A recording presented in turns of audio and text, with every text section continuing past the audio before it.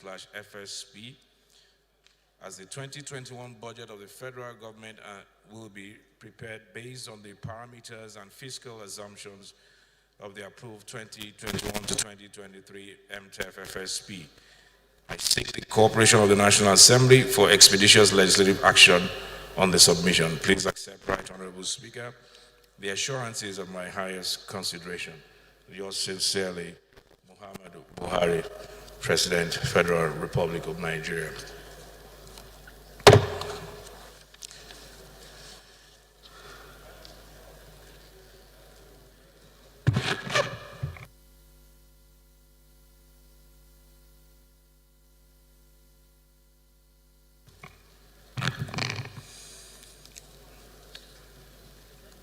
It's another important announcement. All honorable members are invited to the first COVID-19 seminar scheduled for 9 a.m. to 3 p.m. on Saturday, 15 July 2020 at the Congress Hall, Transcorp Hilton Hotel.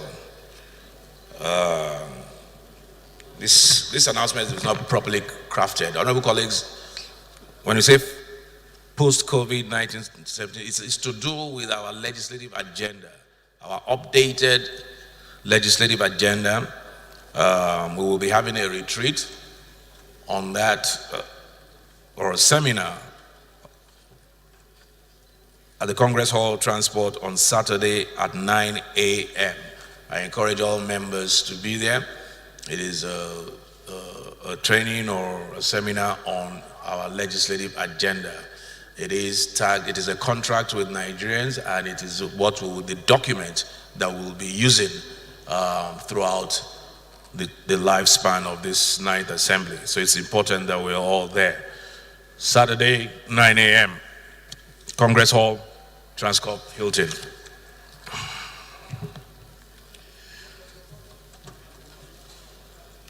Any petition?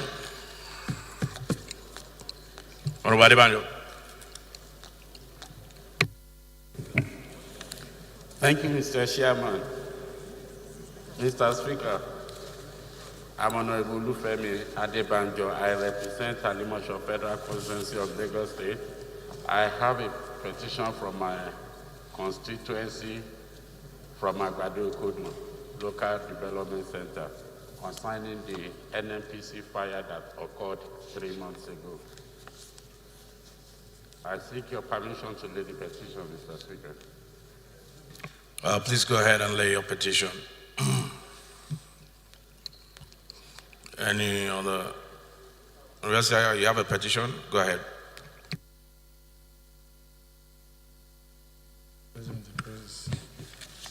Thank you, Mr. Speaker. Honorable colleagues, I remain Honorable Abdullahi Ibrahim Halims, representing Ankpa Omala Olamboro Federal Constituency from the Conference State, Kogi. I have a petition from my constituent, a case of unlawful dismissal from the Nigerian Law School, Kano. I seek your permission, Mr. Speaker, to lay the petition for necessary action. Thank you, Mr. Speaker. We lay your petition. Honorable Bagos, you have a petition?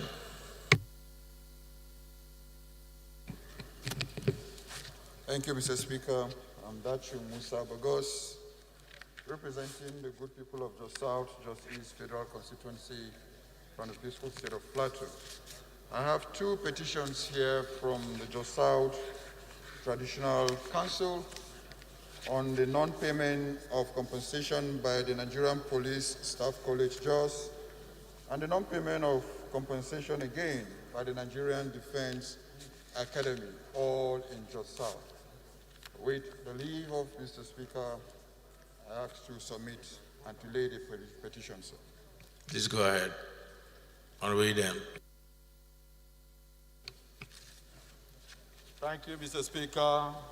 Distinguished colleagues, my name is Idem Unyime, member representing Ukanafun Urowonam Federal Constituency in Akwa Ibom State. Mr. Speaker, I received a pathetic letter from one of my constituents this morning, and it is a petition to this honorable house. His name is Mr. Savior S. Donatus. He is stranded as we speak right now in Thailand. He is a beneficiary of Tertiary Education Trust Fund, TED Fund Scholarship from College of Education of Akwa Ibom State. He was admitted into Asian Institute of Technology, Thailand, in August 2013. Unfortunately, TED Fund has not been able to pay his outstanding fees. So he's seeking the support of this House to plead with TED Fund for the fees to be paid so that he can continue the education. Thank you, Mr. Speaker. I seek the leave of this House to lay the petition. Yeah, you may lay your petition. You have a petition? Right, Mukhtar. Speaker, my name is Mukhtar Ahmed. I represent Kaduta South Federal Constituency. I have a petition from the Coalition of Close and Paid Social Workers in my constituency. The petition is on the non-payment of their terminal benefits and gratuity. Most of them were laid off between the years 2002 to 2004. Up to this moment, their benefits have not been paid to them. With your kind permission, Mr. Speaker, I wish to lay this petition. Thank you. May lay your petition. Petition. Thank you, Mr. Speaker. My dear colleagues, I'm T.J. Yusuf. I represent the people of Kaba Bumui Democratic Constituency. I have a petition from our Association of Southeast Town Unions, comprising of town unions from Enugu State, Abia, Anambra, Ebonyi, Imo, and Abia, duly signed by the President, seeking the leave of this House to protect the towns and communities from invasion of some armed men who are coming in droves for the past 3-4 months. Mr. Speaker, the intention of this town union is to come to the Hollow Chamber to seek the very, very convincing and important intervention of this House, so that such tendencies will cease and stop. Mr. Speaker, with the leave of the House, can I lay the petition, please, sir? Yeah, no, you should please go ahead.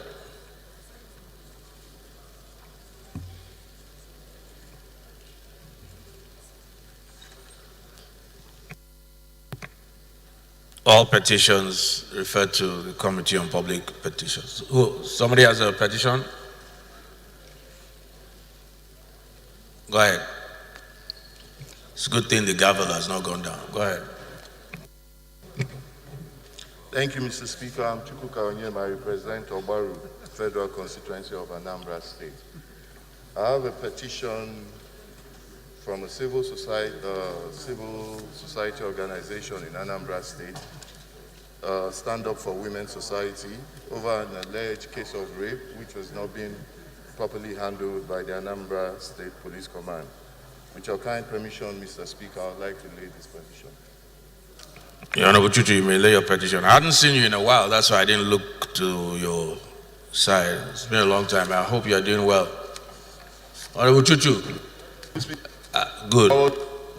I'm trying to reach you on my birthday, my 50th birthday, when you sent me a message, but you were in an APC meeting. You replied my message. Yes, that is true. That is true. Happy birthday once again. It's good to see you here. Please lay your petition.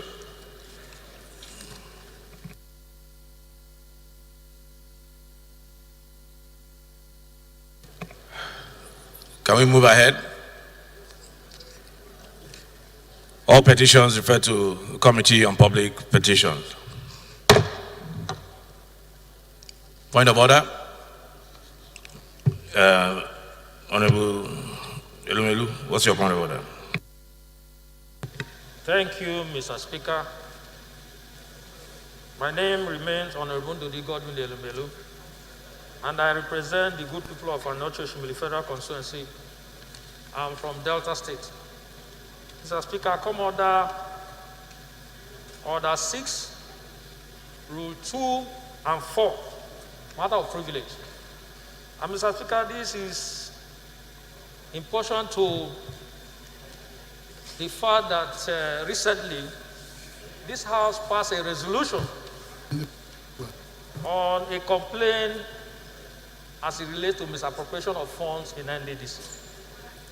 And rising from that resolution, Mr. Speaker,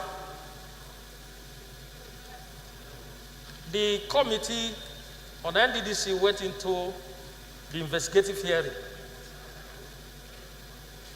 And yesterday, some few things happened. Honorable Kiruka, I can actually hear your voice from here. Apart from the fact that you're not maintaining social distancing with the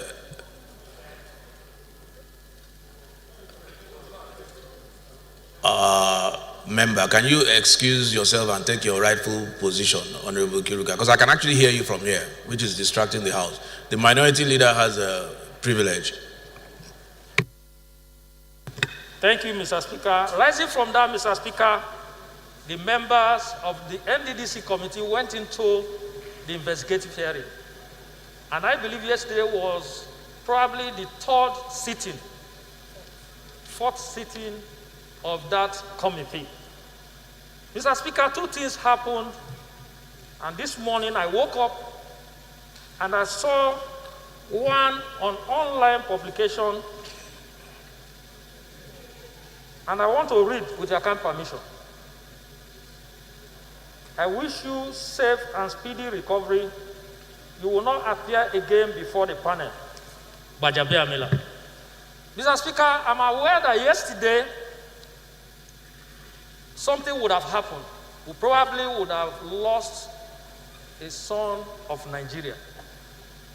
But the House intervened through your leadership by coming at the appointed time to address the situation. And I watched you live, where you said that you are happy that nothing happened apart from the fact that the man fainted. And that you have directed our medical facility to take care of the MD. And thereafter, that the committee can continue. But to my greatest surprise, the online and other newspapers published today that you have instructed the MD not to appear again before the committee. That is 1. 2, Mr. Speaker, during also the proceeding, the former senator, former Senate minority leader, and currently the Minister of Niger Delta made an accusation. He claimed that 60% of the contracts in NDDC were given to National Assembly. And that took me back, and I became surprised. And to me, I want to speak for myself, because I know that yesterday, after this barrage of information, my constituents were calling me to confirm if actually I got a contract from NDDC. And my answer is that I never got any contract from NDDC. So in that regard, I feel that my privilege has been battered. And I would like that the Minister of Niger Delta once again be called upon to name those who got the contract in NDDC. Secondly, that if it is true also that you are asking the MD, Mr. Speaker, one would have expected that it should come by way of resolution. And that we should also ask that the MD continue to appear to finish up with his investigation. This is my submission, Mr. Speaker. Okay, thank you. Minority Leader Honorable Elumelu, you have raised 2 very germane issues, and I'll take them one by one. First of all, on the intervention of the leadership yesterday, for me, I believe, and I still maintain that belief, that it was the responsible thing to do. In the history of the National Assembly, we've never had anybody collapse in the middle of a hearing. Now, there have been many stories as to whether it was fake or whether it wasn't fake. That wouldn't and shouldn't have been my concern at that point in time. It was better, in the abundance of caution, to err and address the situation of the gentleman's health. I believe the committee had adjourned for 30 minutes to reconvene, and possibly with the acting MD. And I thought, because a life was an issue, if that had happened and the unexpected, God forbid, happened, the blame would be on this National Assembly for recalling a man at that point in time who was apparently not in good health. Whether he was feigning it, and there was a lot of story as to whether it was a delay tactic or it was dilatory. That wasn't our concern at that point in time. So what I said was that he had submitted his written reports. He was speaking to the written reports, and for that day, he didn't have to come back. We already had his written reports. However, the committee reserves the right, completely, absolutely, now that we know that he's out of hospital, from all reports, and we thank God for his life, we thank God that he's okay.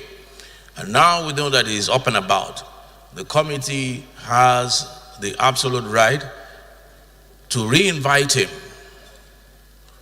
for further questioning if the committee so chooses that they need him. And that is my ruling on that.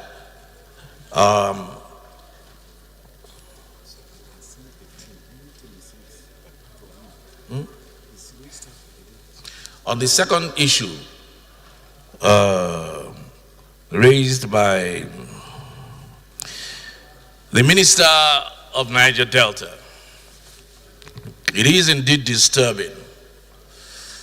I had a good laugh, almost tickled, but I realized that it wasn't even funny.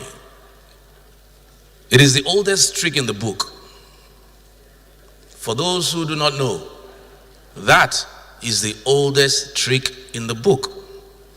Just throw something out there, a wild allegation, without any basis, without any foundation, without any shred or iota of evidence, and distract from the main issue. It's the oldest book. And I must say at this point in time that unfortunately the media and the journalists helped him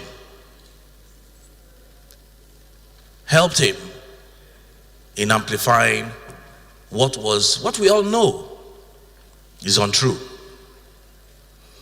That 60% of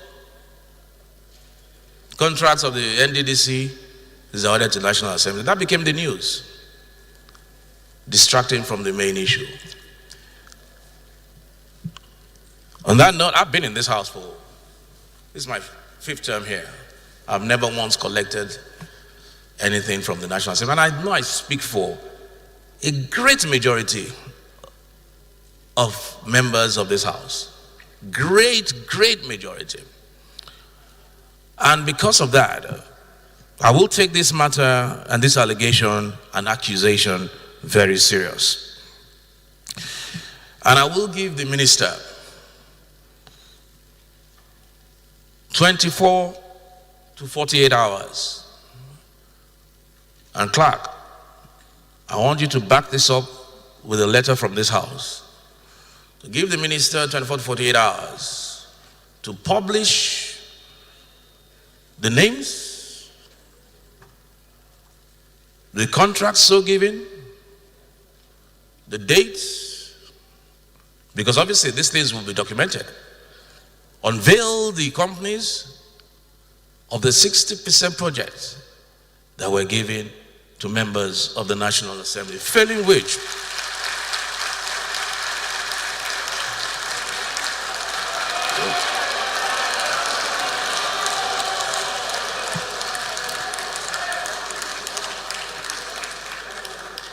failing which,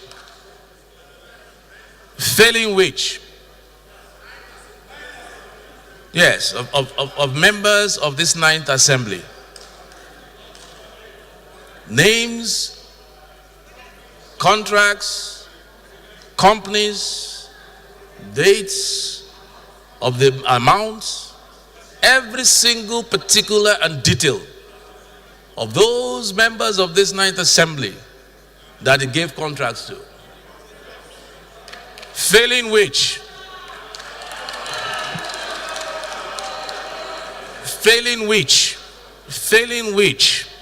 this House will bring the full wrath of the law. There are laws in our books for defamation.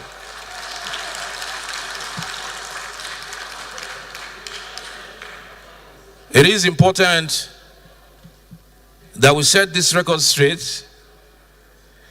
Clerk, the minister, go ahead and sit down. Make sure this letter goes out today. The Honorable Minister owes it to himself. He owes it to the committee. He owes it to the people of Niger Delta. He owes it to Nigeria to publish those names and the companies and the details of those who he has given this contract to. Yesterday to me was, I will reserve my judgment, but I believe that the minister came there to play games. We're not playing games here, and we'll get to the bottom of everything that is happening in Niger Delta, not for anybody's sake, but for the people of Niger Delta. Thank you.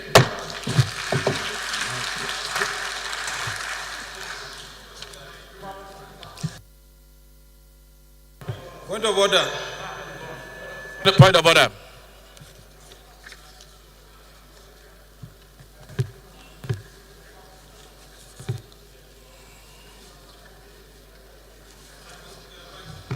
Oh, by the way, I'm sorry.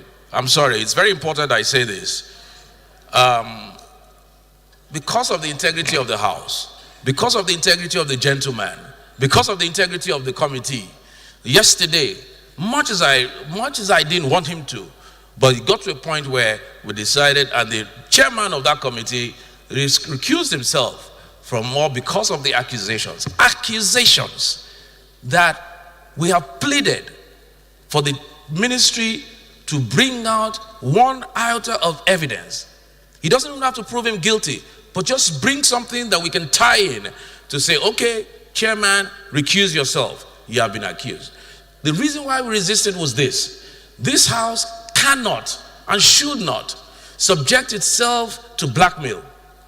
I cannot sit here, have a committee investigate, which we do all the time as part of our work, investigate an agency, and then set up a dangerous precedent where an agency will now, based on if he had recused himself because of this, will now say, okay, all you need to do is just throw out a wild allegation and say the chairman of the committee is compromised. And then we set up an ad hoc committee, or he has to recuse himself. That cannot be the precedent we want to set. You have to have cogent or evidence or some little, even little, which has not come from. But I must commend the chairman for recusing himself under the circumstances, even though they're nothing but wild verbal accusations. I have here with me, and thank God, the minister yesterday said under oath that the chairman did not get any contract for him. Now, if the chairman did not get any contract from you, who supervises you? Then who are these 60% people that you're talking about? I have here with me a file that was submitted by the Minister of Niger Delta yesterday, which he said on public TV contained why they wanted him recused. In this thick file was a bunch of newspaper clippings of accusations made by the chairman, counter accusations, And that is the reason why he wanted him recused. I just wanted this for the public. The chairman has not been accused. The minister said openly that he did not give him any contract. And it's important to put it out there for the sake of the integrity of the gentleman, the committee, and the House.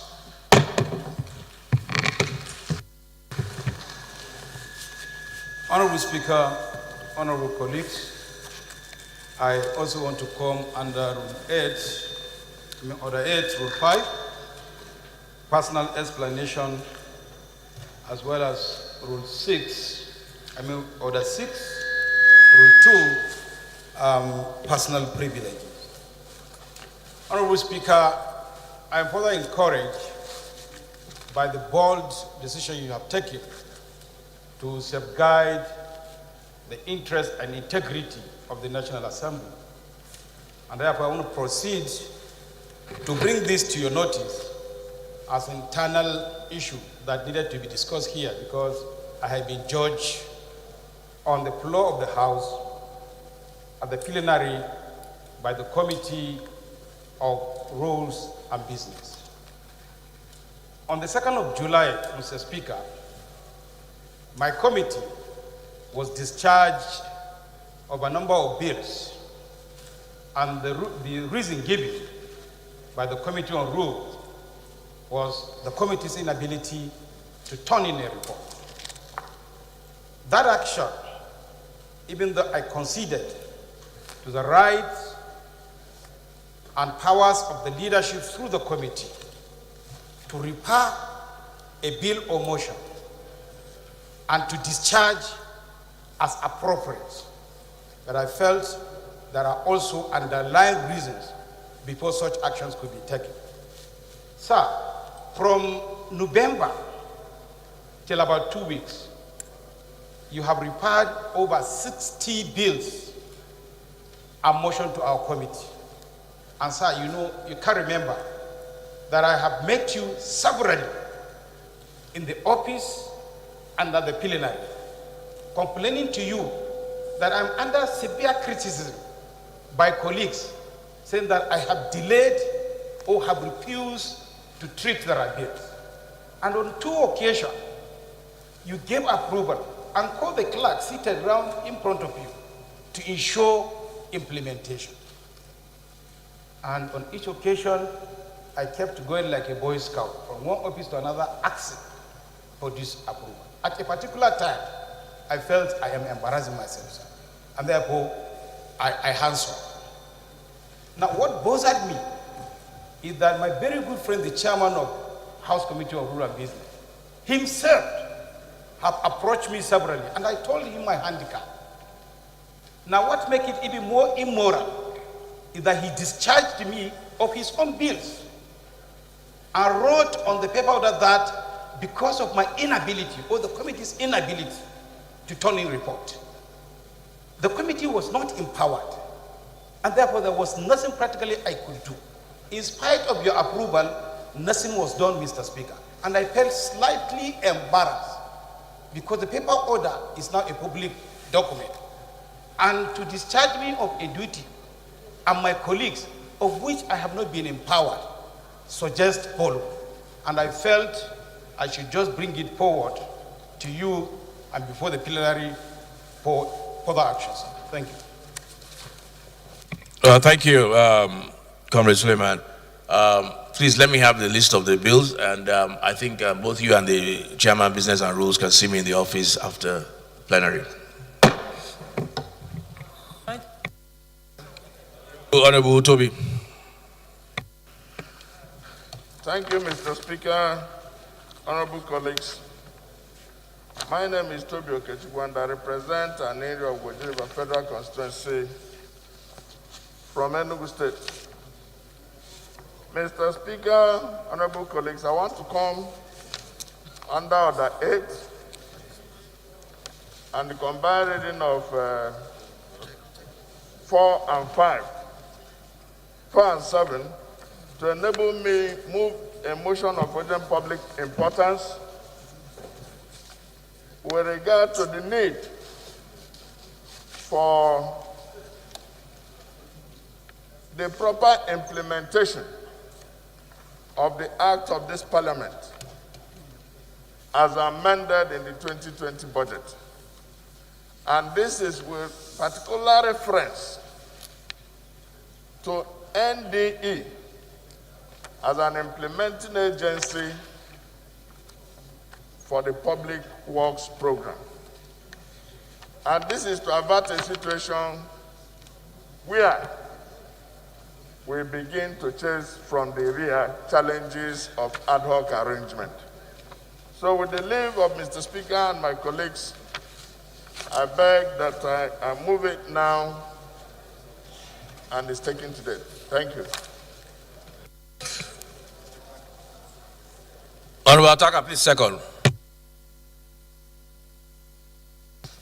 I've called you by your nickname, Honorable Attacker. Please second. Right, Honorable Speaker.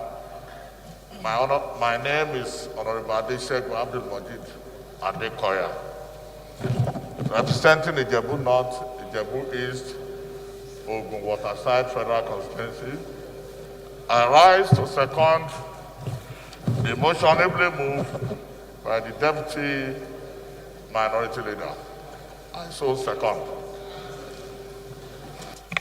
Those in favor, please say aye.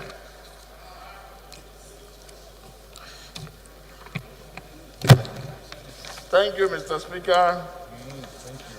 This is a motion of urgent public importance on the need to uphold the National Directorate of Employment NDE Act and the implementation of the Special Public Works Program. The House is aware that Section 2 of the National Directorate of Employment NDE Act unambiguously vests in the agency the responsibility to, among other key aims and objectives, to design and implement programs to combat mass unemployment.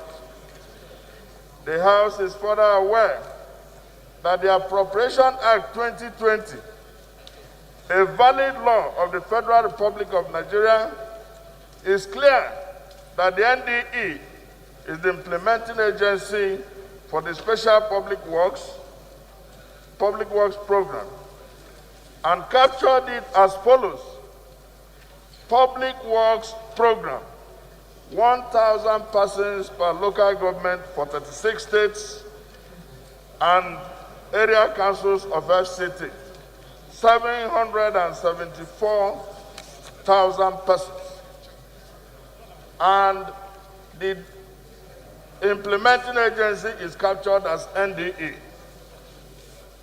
The House is aware that since the executive proposed this program, it could have clearly named the Ministry of Labor, not the NDE, as the implementing authority in the 20,000 budget, if it so wished. The House is also aware that the NDE, being a creation of law, has been in operation for about 23 years and has the professionals and requisite technical staff to implement government policies, including the Special Public Works Program, an initiative which it has conducted a pilot study in 8 states of the Federation, hence the domiciliation of the program with the agency. The House is mindful of the high economic consequences for the country to resort to ad hoc arrangements that may be unaccountable and be difficult tomorrow to account for, that make use of the NDE being an interventionist agency created by law. The House is also mindful of the great developments in the Niger Delta Development Commission, NDDC, where the executive recruited an interim management committee instead of inaugurating the NDDC board as submitted by Mr. President and approved by the Senate. The House notes that the supervisory powers conferred on the Minister of Labor by Section 15 of the NDE Act do not condone any abnormalities, contain any abnormalities, or allow the minister to do so without regards to law. The House is also aware that by our laws, as presently constituted, the NDE is an implementing agency with the Minister of Labor, not Minister of State Labor, which is unknown to law and our Constitution as the supervising minister. The House is mindful of the term Minister of State is not a creation of Section 145(1) of the Constitution. This may therefore be the reason for the refusal of the Minister of State to be guided on the method adopted by Parliament for its proceedings, and his assertion that only Mr. President can stop our work, not our laws, not even our institutions. The House is worried that this attitude may jeopardize the capacity of National Assembly to oversight and ensure prudence as enshrined in Sections 88 and 89 of the Constitution. The House is determined to prevent any mischief, wastage of scarce public resources, lack of accountability, and defeat of the aims and objectives of the Special Public Works Program. The House do hereby resolve to 1, urge Mr. President to direct the Minister of Labor, not Minister of State for Labor, because it's unknown to our law,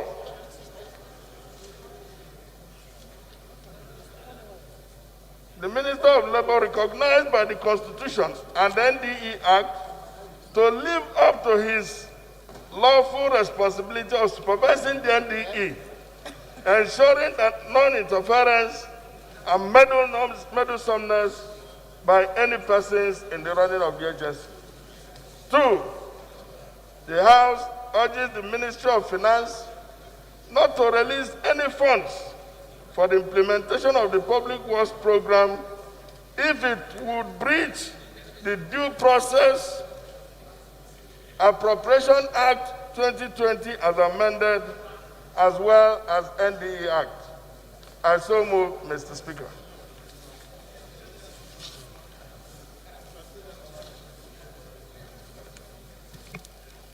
Honorable Johnson. Honorable Maki. Mr. Speaker, my honorable colleagues, I'm Abubakar Maki Elleman. I represent Malamuduri Kaugama Federal Constituency. Mr. Speaker, my honorable colleagues, I'm from Jigawa State. I stand to second the motion heavily moved by Deputy Minority Leader. I so second. Thank you.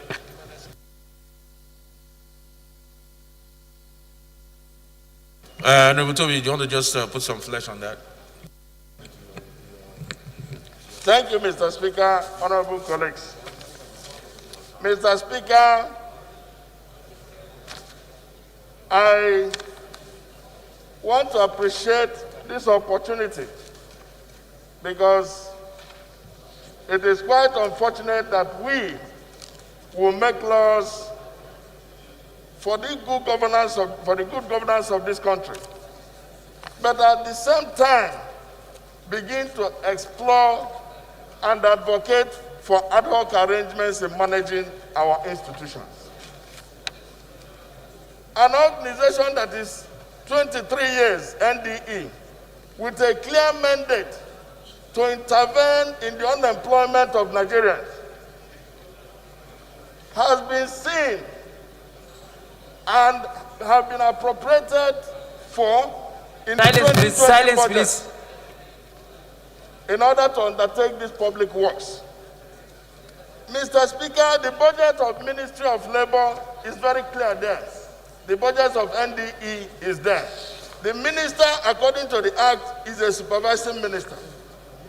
But unfortunately, we have been rendered through various theaters of of various comedies of errors. Presently, the law says NDDC Act is to report, NDDC is to report to the presidency. We decided to abridge or to breach that process and domiciled it, transferred it to NDDC. It is very clear we are victims today because the presidency, through the secretary to the government, knows clearly how these things work. We wouldn't have been in this controversy. Today, the president sent a list of board members of NDDC to the Senate. The Senate approved it. And what we saw was a recruitment of 3 individuals to do the work of management and board of NDDC. We wouldn't want that to happen here. This was yesterday's history. The malfeasance and the challenges we have was very clear on live TV yesterday.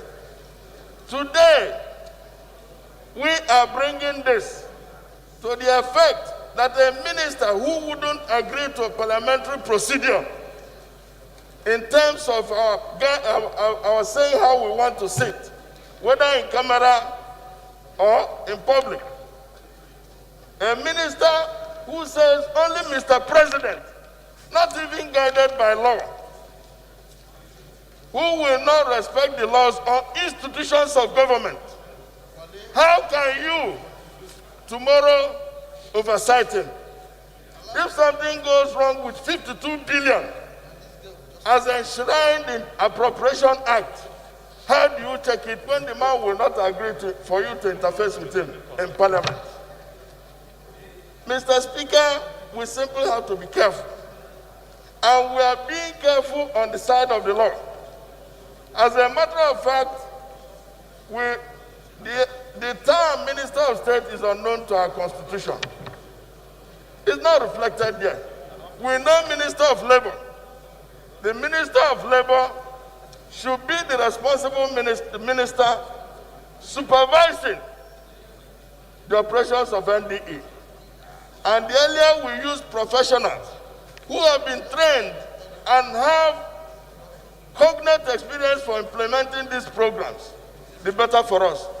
NDE, the reason for the executive to propose it for NDE and for Parliament to agree to domicile it in NDE is that the NDE had done this program, a pilot program in 8 states. So why would you want to, at this time, abrogate that responsibility from them? What sense would it make? Why do you want to recruit new hands? Who will be responsible for those? How do you ensure institutional memory, Mr. Speaker? So I think that, look, we'll be serving ourselves, making sure by tomorrow we don't find ourselves in the circumstance of IMC in NDDC. To be forewarned is to be forearmed. In my village and in Igbo society, they say, if something happens to you, how many times will something happen to you? You know the story of Ebinako? He said, if something happened to you, how many times will you learn? How many times will things happen to you and you will learn? The first one said 2 times. The second one said once.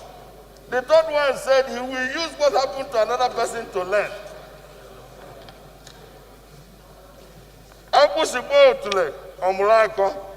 Mr. Speaker, I beg to submit that my colleagues should pass this motion. Thank you very much.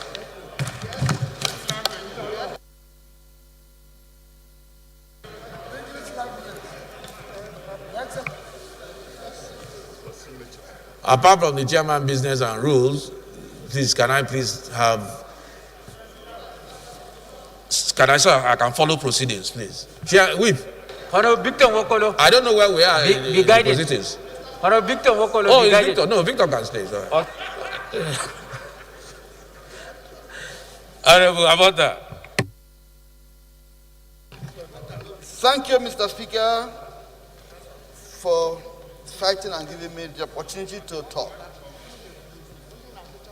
Mr. Speaker, I want to support this motion in its entirety. We must give full attention to every law. Law is made to be obeyed. It beats me hollow, Mr. Speaker, that we would sit down here and condone illegality, things outside Act. The content of the motion is simply saying,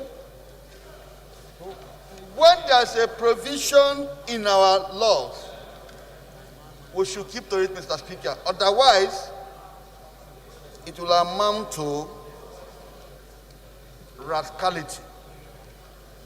For no reason should we abandon known provisions to do otherwise. Mr. Speaker, there is evil in temporary arrangement, like he pointed out about NDDC. The IMC is a setup to siphon money from the poor. Mr. Speaker, if we do not insist on what he's saying now, we shall gather again to regret. Therefore, we call on the executives right now to remedy all the breaches they've entered into, consciously or unconsciously. Otherwise, we will be repatriating persons who cannot give an account. Mr. Speaker, when we draft laws, we contemplate that certain things should be obeyed and to foreclose some certain leakages. Now, deliberately, those leakages are being left open that evil may continue. But I say, God forbid. Therefore, the prayers contained in this motion should be addressed and, in fact, in the minimum time. Thank you, Mr. Speaker. Okay, I'm just going to put the question. Those in support, please say aye. Those against, please say nay. Ayes have it. Honorable Luga. Mr. Speaker. Who's raising point of order? What's your point of order? Thank you, Mr. Speaker. I am Honorable Ben Roland Ibakwa. My point of order is under 6 Rule 2, matter of privilege.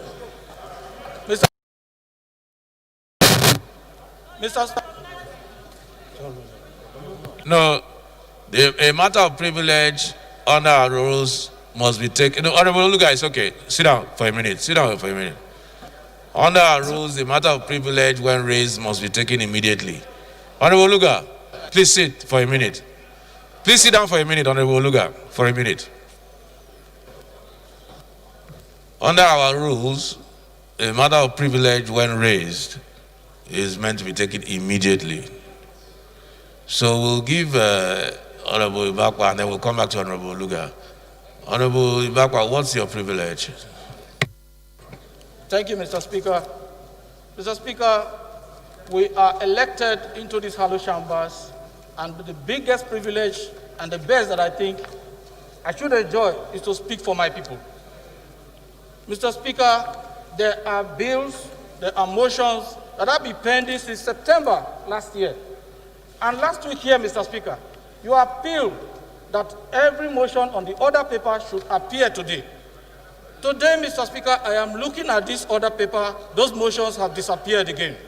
It means that there is no systemic order in place to ensure that all matters that enter the order paper are as they come, because they're supposed to be first in, first out. But here, it means that there are special people. Some persons come, their bills can come today and they run overnight. Mr. Speaker, I have proposed 12 bills since I came to this place. Only 2 has gone through second reading. Because I need to know somebody. This is a house we all belong to. And it does not encourage hard work. It does not encourage fairness. Mr. Speaker, please look into this and put in place a structure, a mechanism that bills and motions should come as they come. That is how they should go out. Thank you, Mr. Speaker. Well, thank you very much, Honorable Bakwa. And, I entirely agree with you. It's not just your privilege, but the privilege of a lot of members of the House are bridged this way. We do not have a proper, or rather, let me just say, we need to streamline the process of bringing forth motions and bills. And I think during this break, during this period, that will be done. If it means having a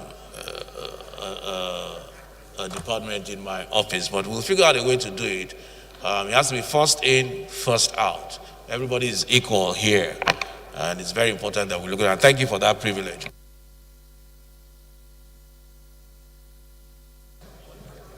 Mr. Speaker, do I have the floor? Thank you, Mr. Speaker.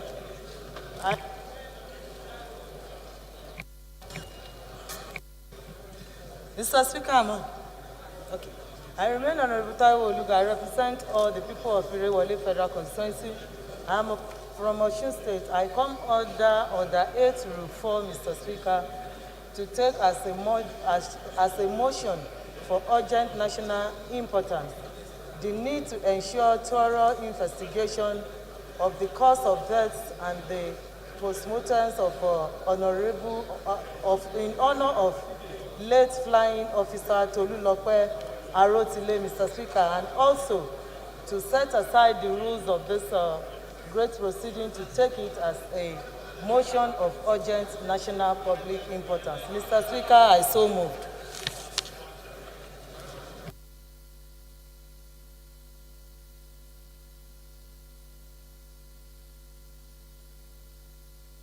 Honorable Onuga. Mr. Speaker, highly respected colleagues, my name is Rep. Otumba Adewumi Oriyomi Onanuga. I represent the fabulously united people of Ikene, Shagamu, Remo North. I am from Ogun State. I rise to second the motion ably moved by Honorable Oluga from Osun State. I so second.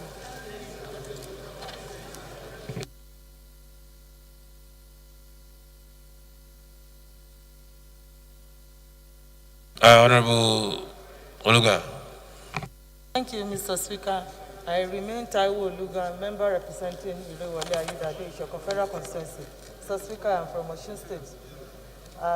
The House should note, on the 14th July 2020, the Federal Republic of Nigeria was thrown into mourning as a result of the death of one of its shining young stars, in person of Flying Officer Tolulope Arotile, the Nigerian Air Force first female combatant helicopter pilot. The House should further note that the flying officer who was commissioned into the Nigerian Air Force on the 16th September 2017 was a member of the Nigerian Defense Academy, Course 64, and was decorated on October 2019 as the first female combatant helicopter pilot in the last 55 years of Nigerian history.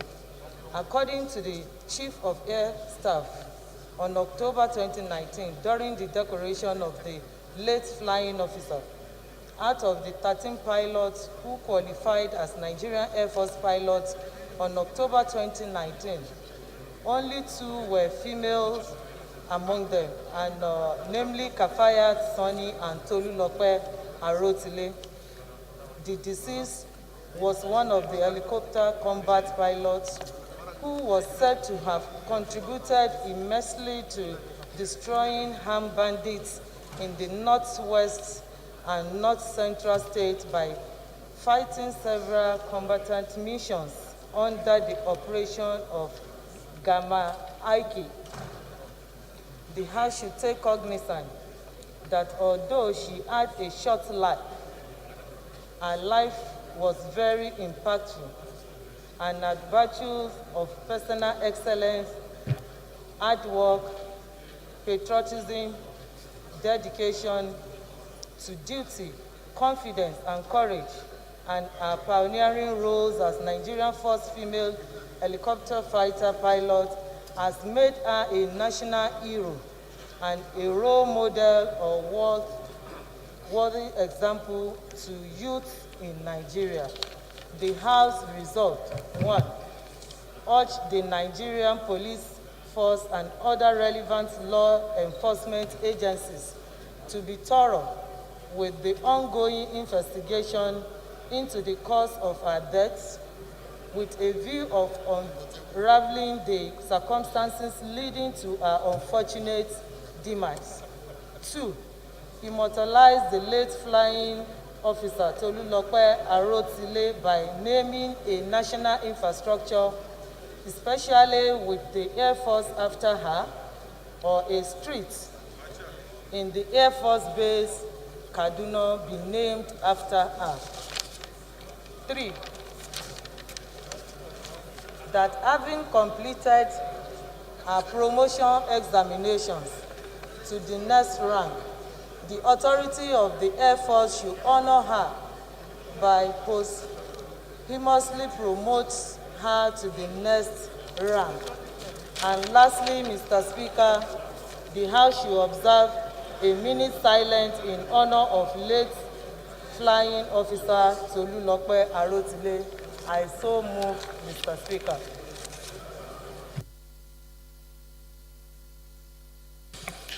Honorable Duku. Thank you, Mr. Speaker. I'm Honorable Aisha Jibril Duku, Imbiar Duku, member representing Dukuna for the Federal Constituency. Mr. Speaker, I'm from Gombe State. I rise to second the motion ably moved by my twin sister. I so second.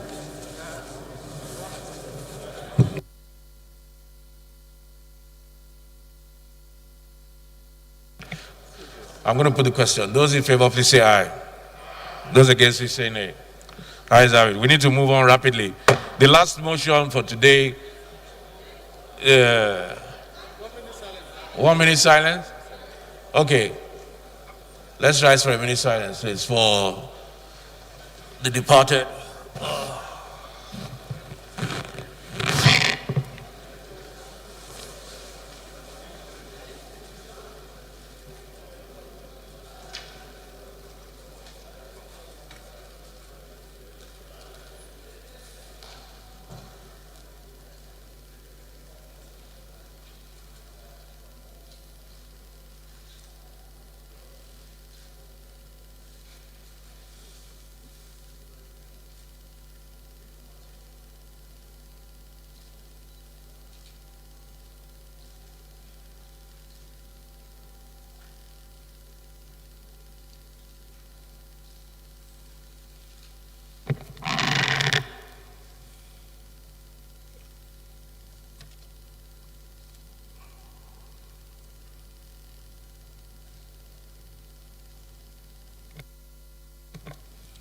May her soul rest in peace.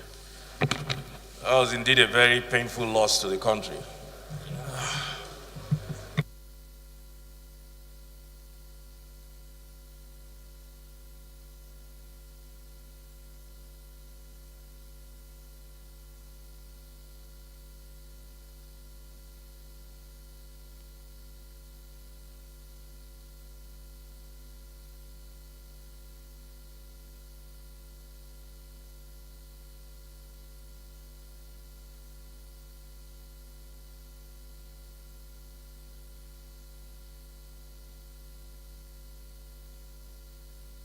Honorable Bamidele Salam.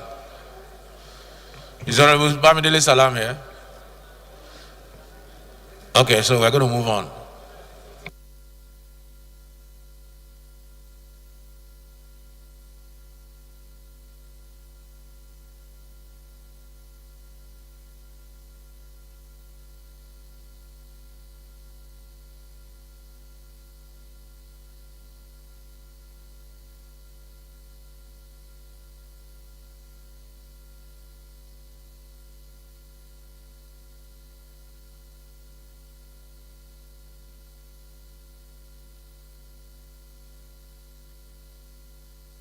Honourable members, the first business of the day is presentation of 40 bills. I now invite the clerk to read their short titles.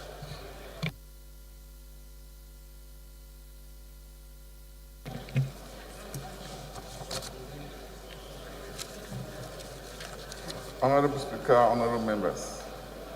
Electoral RAP and Enactment Bill 2020, first reading. Flag and Coats of Arms Act Amendment Bill 2020, first reading. Capital Expenditure Accountability and Disclosure Bill 2020, first reading. Appropriate Arrangement of Names Bill 2020, first reading. Electoral Act Amendment Bill 2020, first reading. Federal Road Safety Commission Act Amendment Bill 2020, first reading. National Assembly Library Trust Fund Establishment Bill 2020, first reading.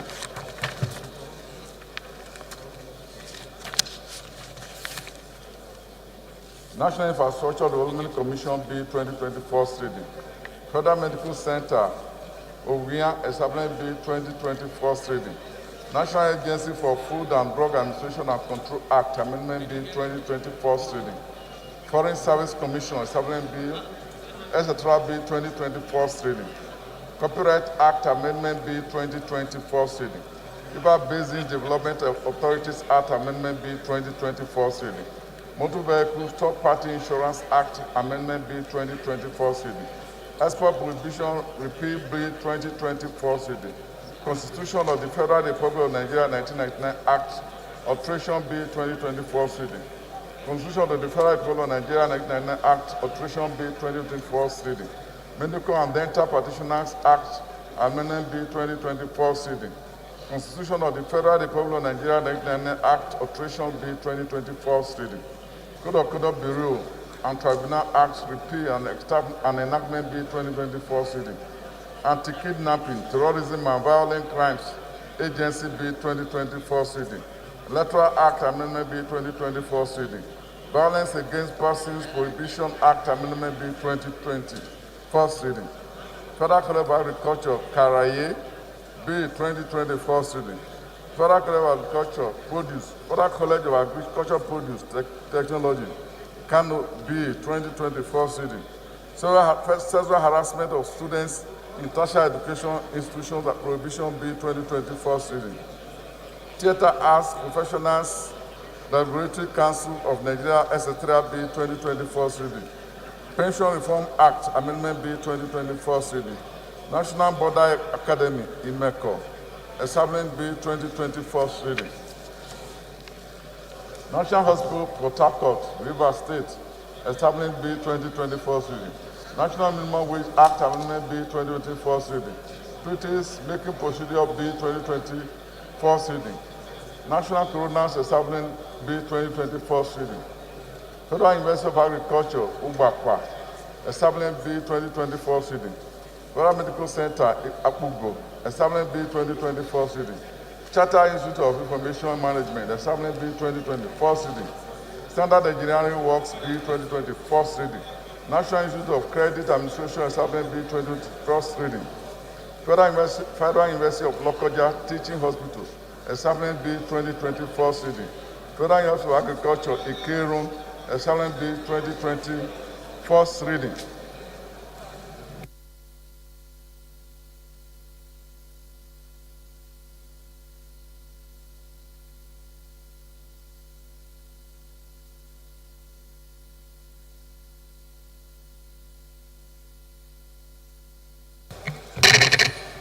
Second business of the day is presentation of report of the Conference Committee on a Bill for an Act to repeal the Police Act, Cap P19, Laws of the Federation of Nigeria 2004, and enact the Nigeria Police Bill 2020 to provide for the framework for the police force and ensure cooperation and partnership between the police and host communities in maintaining peace, protecting laws and property, and for related matters, standing in the name of Honorable Bello Usman Kumo. Honorable Kumo is invited to present the report. Thank you, Mr. Speaker. Thank you, Honorable colleague. Usman Bello Kumo. Silence, please. Silence, please. Honorable Raji, Honorable Unoli. Take your seats.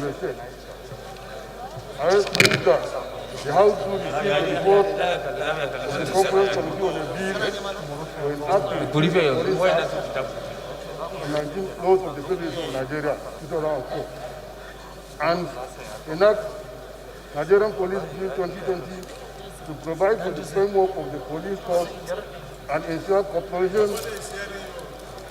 cooperation partnership between the Nigerian police and the host communities in maintaining peace, protection of lives and property, and for related matters. I so move.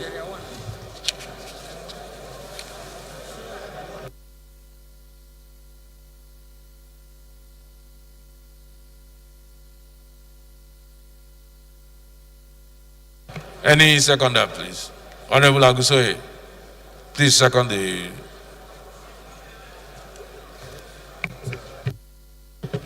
Thank you, Mr. Speaker, dear colleagues. My name is... Bulldozer Wanko will be the last person to see Speaker. Representing the Federal Constituency of Lagos. I rise to second the motion that the bill be moved for the second term. Thank you, Mr. Speaker. Those in support, please say aye. Those against, please say nay. Ayes have it. Honorable Kumu, please lay your report.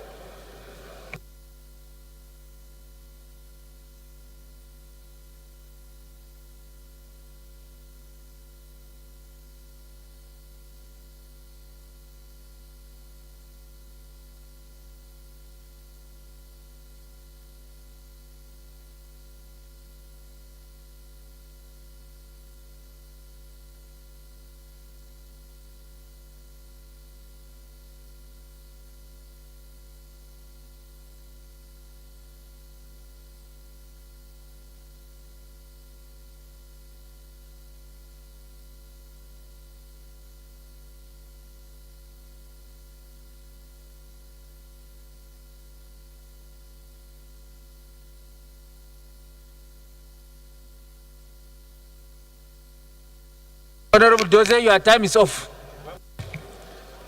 The third business of the day is presentation of report of the Committee on Justice on a bill for an act to amend the Legislative Houses Powers and Privilege Act, and for related matters, standing in the name of Honorable Ugona. Honorable members will recall that the bill was referred to the committee on Thursday, 12 December 2019. Honorable Ugona is invited to present the report. Thank you, Right Honorable Speaker, honorable colleagues. My name is Honorable Gonozir. Mr. Speaker, I'm from Imo State. I represent the good people of Unkweda, Nwangele, Isu and Jaba Federal Constituency. Mr. Speaker, I seek the leave of this Honorable House to present the report of the House Committee on Justice on a bill for an act to amend the Legislative Houses Power and Privilege Act 2017 to prescribe the offense and punishment for contempt of legislative houses, provide punishment on the police or any other law enforcement agency that refuse to arrest any person as directed by a legislative house, to provide exemption to the kind of persons to be compared by the legislative house, such as the President of the Federal Republic of Nigeria and the Vice President, the Executive Governor and the Deputy. Honorable Alabi, Akin Alabi, please approach the chair.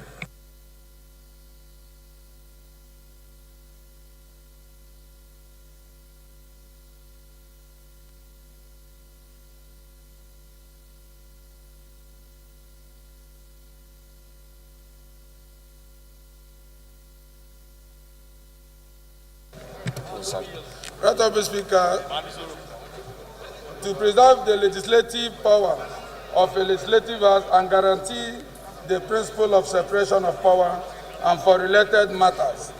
This is contained in House Bill 250, 510, and 898.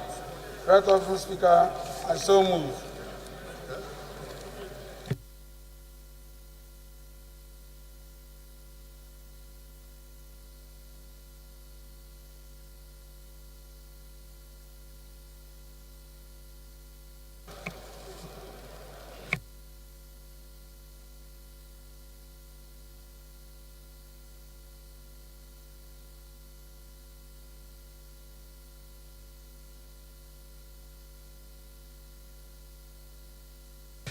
Any seconder, please.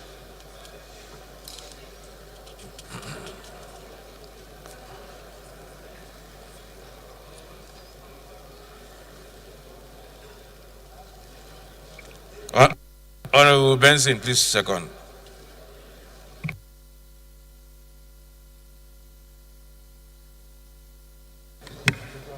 Honorable Speaker, honorable colleagues, I remain Babajimi Benson. I hereby second the motion ably moved by the Honorable. I so second. By who? All right, those in support, please say aye. Those against, please say nay. Honorable Gona, you may lay your report.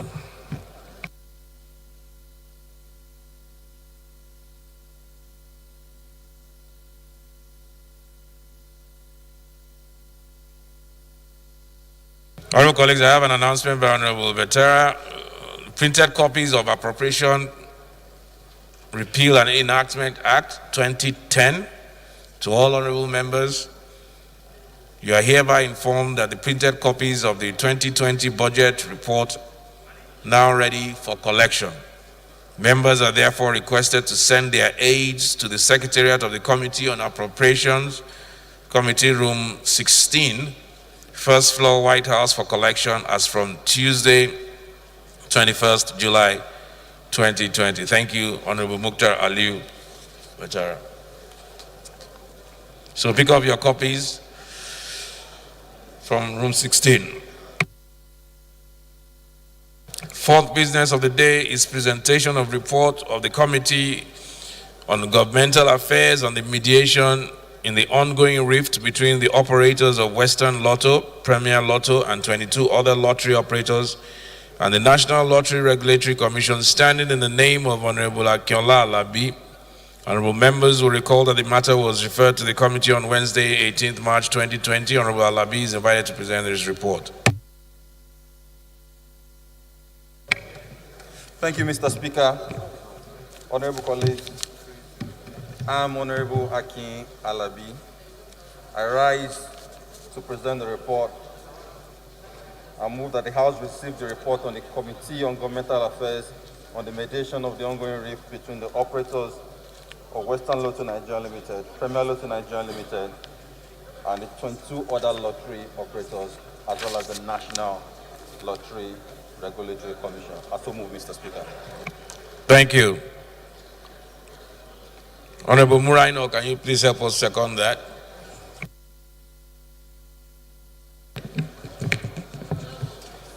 Right Honorable Speaker, honorable colleagues, I am Dr. Honorable Ajibola Muraino. I represent Barakwa Central, Barakwa North Federal Constituency. Mr. Speaker, I'm from Oyo State. I most humbly rise to support the motion, the report, the submission of report, the laying of the report as moved by Honorable Alabi. Thank you. Thank you, Honorable Muraino. I picked on you to second because you're usually quiet. You're normally very vibrant on the floor. So I hope everything is okay. Those in support, please say aye. Those against, please say nay. Ayes have it. Honorable Alabi, please lay your report. Fifth business of the day is presentation of two reports of the Committee on Public Petitions. Honorable Jerry Alagbauso is invited to present the reports.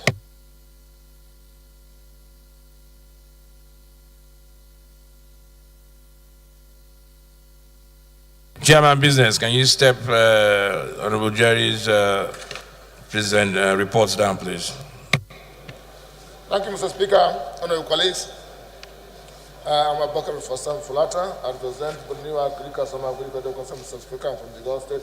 Mr. Speaker, Honorable Jerry Alagbauso is not on the floor. I move that the motion be stepped, the consent of the support be stepped down by the leader of the House. I so move.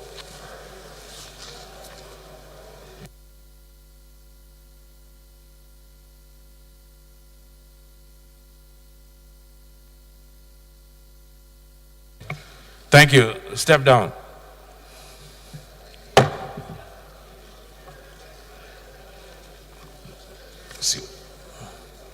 The sixth business of the day is presentation of report of the Committee on Sports. Is Honorable Oshoba here? Yes.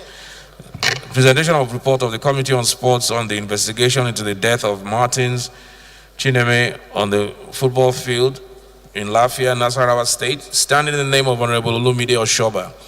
Honorable members will recall that the matter was referred to the committee on Tuesday, 17th March 2020. Honorable Oshoba is invited to present the report. Thank you, Honorable Speaker, honorable colleagues. My name is Olumide Oshoba. I represent Abeokuta North, Obafemi Ode, and Odeda Federal Constituency. Please permit me to lay the report to the House on the unfortunate death of Chairman Martins on the football pitch in Lafayette. Honorable Fulata.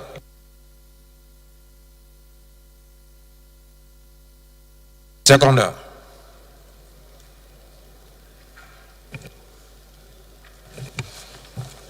Thank you, Honorable Speaker. Honorable colleagues. Don't worry, he beat you to it. Go ahead. Honorable Jugbele. My name is Honorable Jima Olushola Ojubele, member representing the Ado Dota Federal Constituency of Ogun State.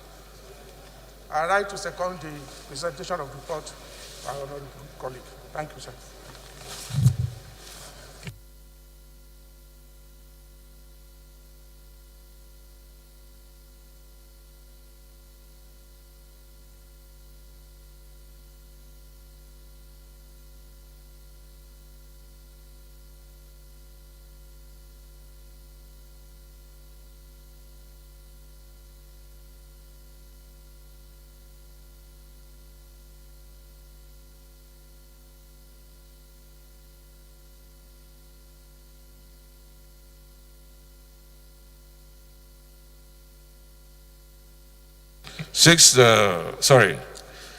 Seconder.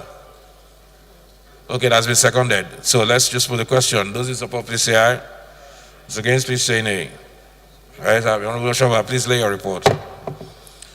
Seventh business of the day is presentation of the report on the Committee on Finance, Customs and Excise and Public Petitions on the investigation into the curious proposed consortium Bionica Technologies West Africa Limited, Bergman Security Consultants and Supplies Limited, African Finance Corporation, and Huawei, and the Nigerian Customs Service and Infrastructure Concession Regulatory Commission for the Customs Modernization Project, standing in the name of Honorable Abiodu James Faleke. Honorable members will recall that the matter was referred to the committee on Thursday, 10th October 2019. Honorable Faleke is invited to present the report. Honorable Ilabe, please present your.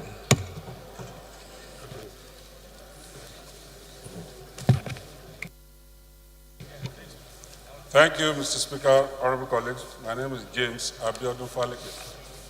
I represent Ikeja Federal Constituency. I'm from Lagos. Mr. Speaker, I rise to raise that the House do receive the report of the Committees of Finance, Customs and Excise and Public Petition on the curious proposed concession arrangement between Consortium Bionica Technologies West Africa Limited, Bergman Security Consultants Supplies Limited, African Finance Corporation, and Huawei and the Nigeria Customs and Infrastructural Concession Regulatory Commission for the Customs Modernization Project. Mr. Speaker, I so move.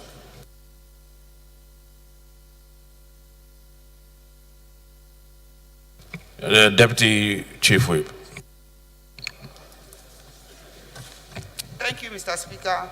I am Kiruka Onyejocha. I represent the good people of Isukwatu Munoj Federal Constituency. I'm from Abia State. I rise to second the motion as heavily moved by Barrister.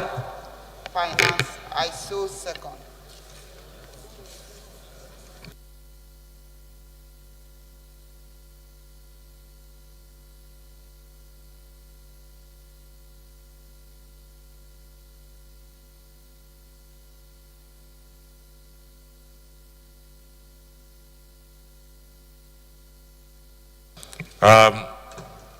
Those in favor, please say aye.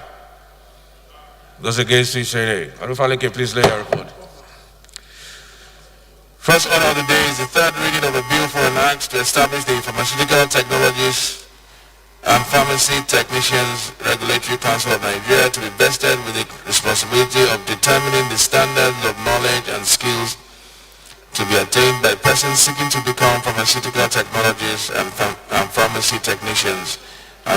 related matters, honorable members recall that the House adopted the report of the Committee of the Whole on the bill on Tuesday, 14 July 2020. I thereby call on the leader of the House to move that the bill be now read the third time. Chairman Business, can you do that for the leader? He's gone out on official assignment.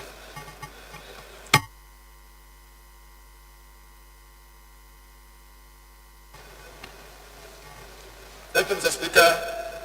Honorable colleagues, I am Abubakar from Plata. I represent the new Africa Summer Brief and Demonstration, Mr. Speaker, from Jigawa State. Mr. Speaker, I move that a bill for an act to establish the Pharmaceutical Technologies and Pharmacy Technicians Regulatory Councils of Nigeria to be vested with the responsibility of determining the standards of knowledge and skills to be attained by persons seeking to become pharmaceutical technologists and pharmacy technicians, and for related matter, yet be 5459 be read the third time. I so move.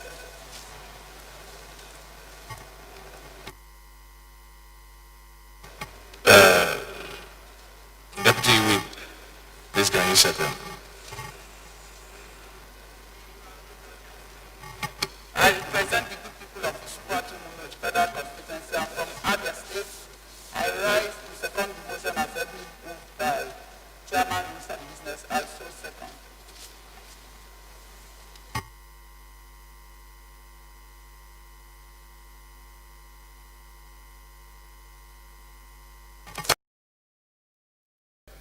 Third time. Those in support, please say aye.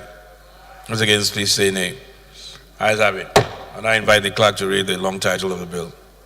Clerk.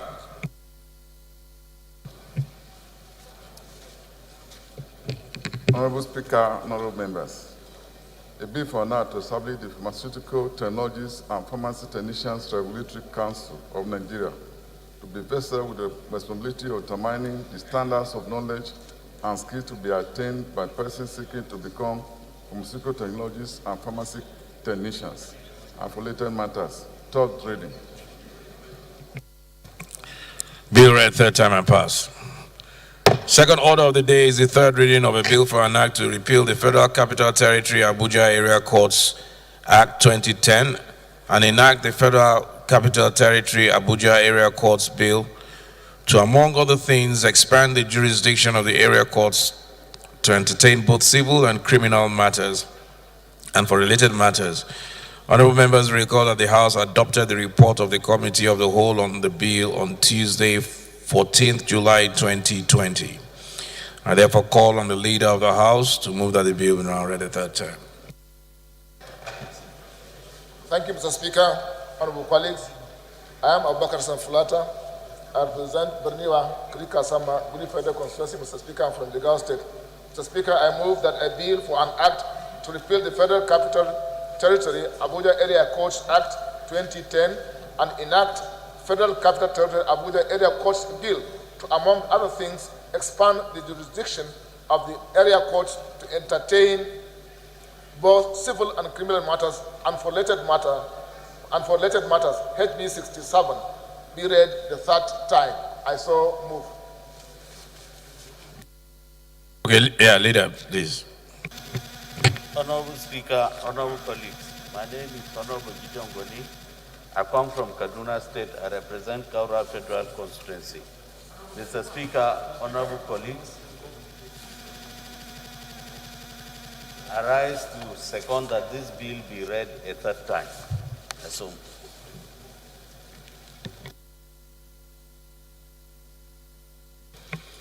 Question is that the bill be now read a third time. Those in favor, please say aye. Those against, please say nay. Ayes have it. And I invite the clerk to read the long title. Clerk.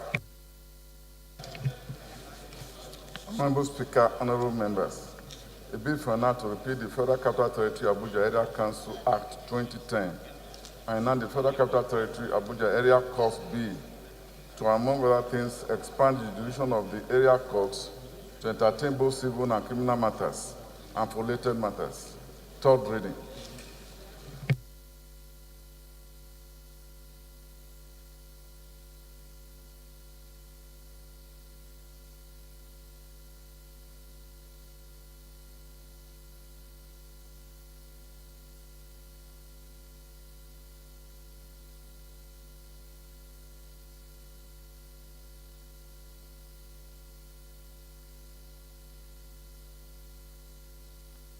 Okay, the bill is read the third time and passed. Third order of the day is commencement of debate on the general principle of a bill for an act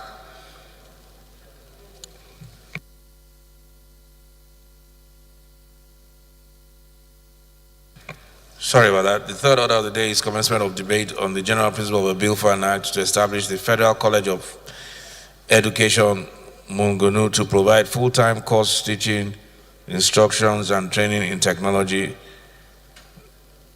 applied science, arts, social science, humanities and management, and to provide for the appointment of the provost and other officers of the college to carry out the administration and disciplining of students of the college and for related matters, stand in the name of Honorable Tahir M. Mongunu, Chief Whip of the House. Honorable members will recall that the bill was read on the first time on Wednesday, 23rd July 2019, and I invite Honorable Mongunu to move that the bill be now read a second time. Honorable Speaker, honorable members, my name is Mohamed Tahir Mongunu. I represent Marte Mongono Ganze Federal Constituency of Borno State. I move that a bill for an act to establish Federal College of Education Mongono to provide full-time courses, teaching, instruction and training in technology, applied sciences, arts, social science, humanities. Honorable Osai, what are you distributing? Can I have my copy, please?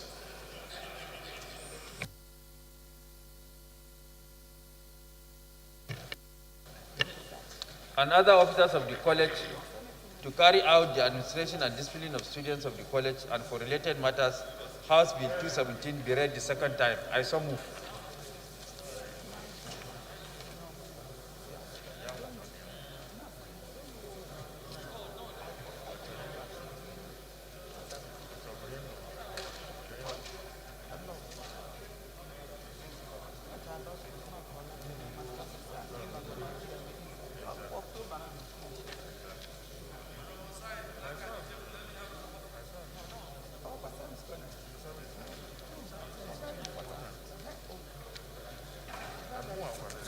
Sergeant at Arms, please. Honorable Asai, you are the one that brought this? You are the one that brought this? You always come up with controversial bills. I don't know why. Huh? Seconder.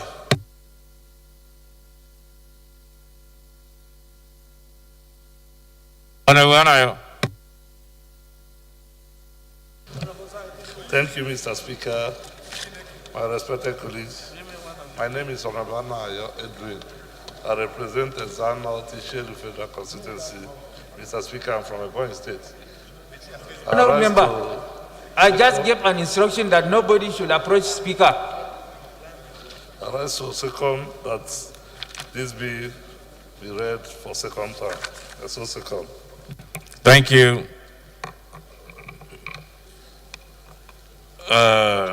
Straightforward, Honorable Mogono. I don't know there's a need for a debate on this bill. Let's just put the question because of time. Yes, put the question. Those in favor that the bill be now read a second time, please say aye. Those against, please say nay. Ayes have it. Clerk, please read the long title.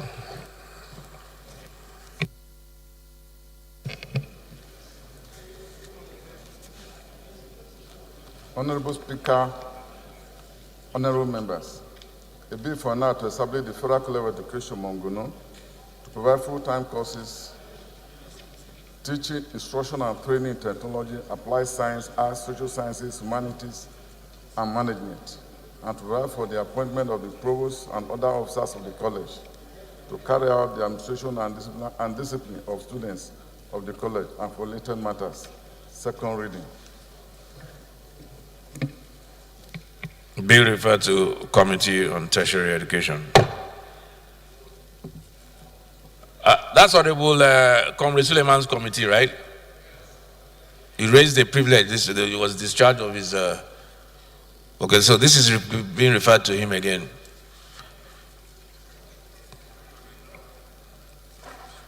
The principles of the bill for an act to alter Section 162 of the Constitution of the Federal Republic of Nigeria, 1999, by increasing the percentage of derivation fund of the revenue accruing to the federal account directly from any natural resources to not less than 50%, and for related matters, standing in the name of Honorable Awaji Ehombek Abiante.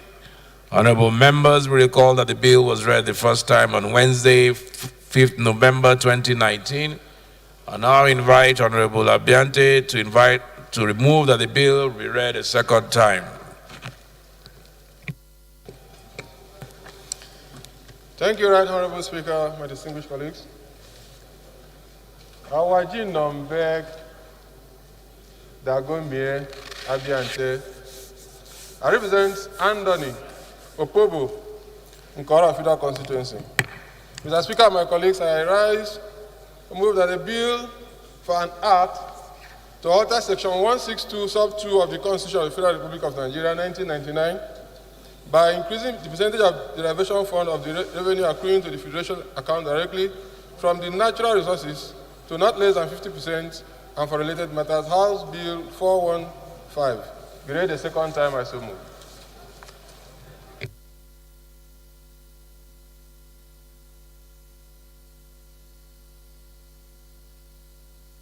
Honorable Igwe.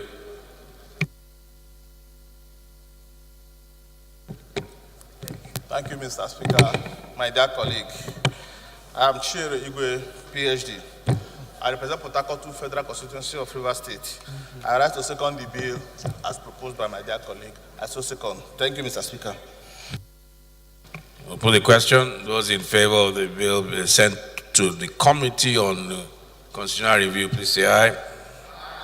Those against, please say nay.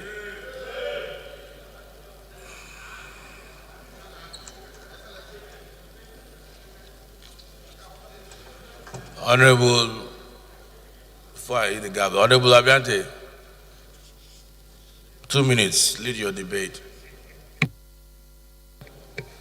Thank you, Right Honorable Speaker, my distinguished colleagues.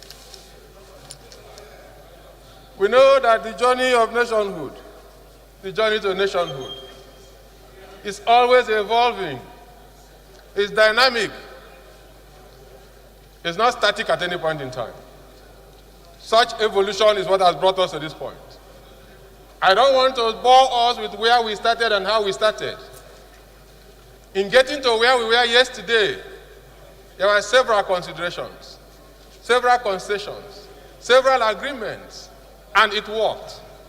Mr. Speaker, those agreements worked, and they were contained in the instrument, the foundational instrument of the Federal Republic of Nigeria. I am talking about the 1960 Constitution. I'm talking about the 1963 Constitution. They were all contained there.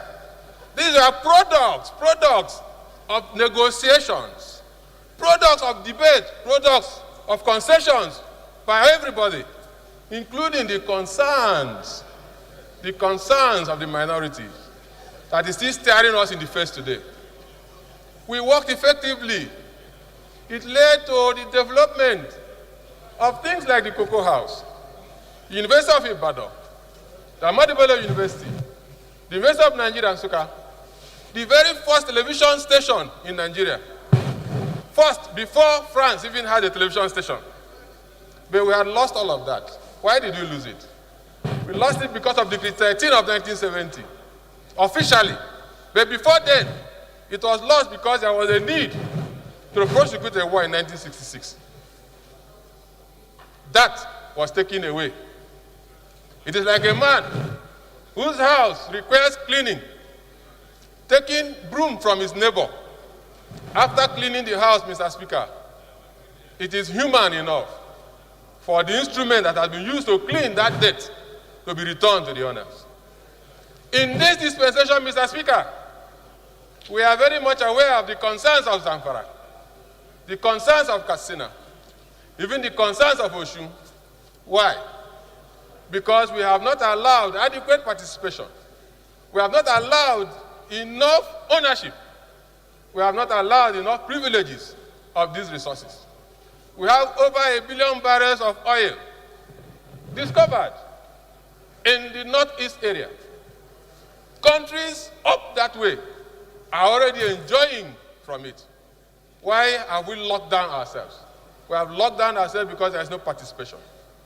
I am talking about the gold mines in Zamfara State, so that we can throw them open for those who are from those areas to equally benefit. I'm talking about the gold mines in Osun State, the gold in Niger State. I'm talking about the bitumen in Ogun State, in Lagos, Edo and Ondo State. I am talking about the coal stretching from Enugu through Kogi, Benue, Gombe, Taraba. They have coal. I'm talking about several other precious resources of nature lying beneath everywhere in this country. Let us not be focused in one direction alone. If we have this incentive,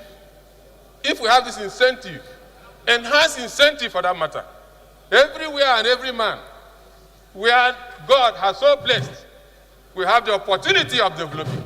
And that development will be competitive. Enough of this feeding bottle republic. Enough of it, Mr. Speaker. My distinguished colleagues, this discourse is not supposed to end here. This discourse involves all Nigerians. The days where people will not see me from the creeks of Niger Delta are gone. The days where they will not see you and how you voted from the hills of Taraba is gone. Even as we speak, they are watching. They want to see those who still want to sit on their destiny. My distinguished colleagues, it will pay you. It will make your constituents better. It will create better lives. Forget about the nomenclature. Forget about my name. What is important is Nigeria. And Nigeria cannot grow when we don't expand the economy. This is one sure way of expanding the economy of this country.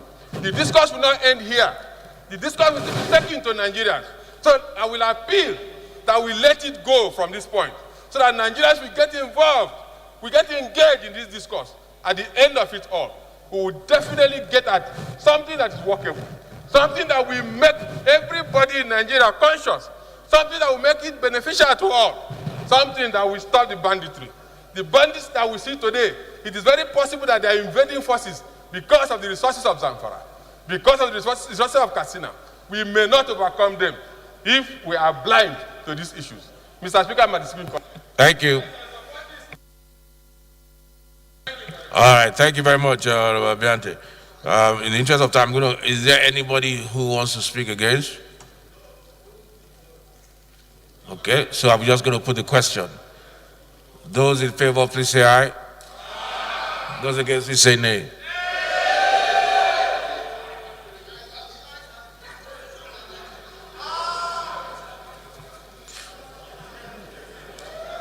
Those in support, please say aye. Those against, please say nay.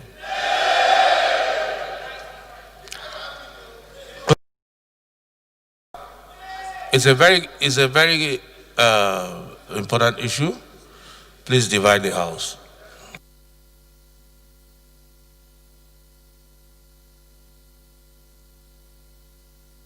Those,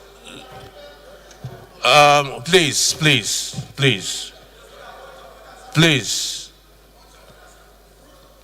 What is your point of order? Issue of the House. You have consistently in this House, all matter of constitutional amendment are being passed and referred to the committee. It's a laid down rules. It's a convention. It's a practice. Why must we depart from this now? Is there anything fishy, Mr. Speaker? Even when there's having the convention is that any matter for constitutional amendment goes to the committee for a wider debate. Therefore, why are we going to depart from this very one? Is there something? Are we departing from the rule now? Thank you, Mr. Speaker.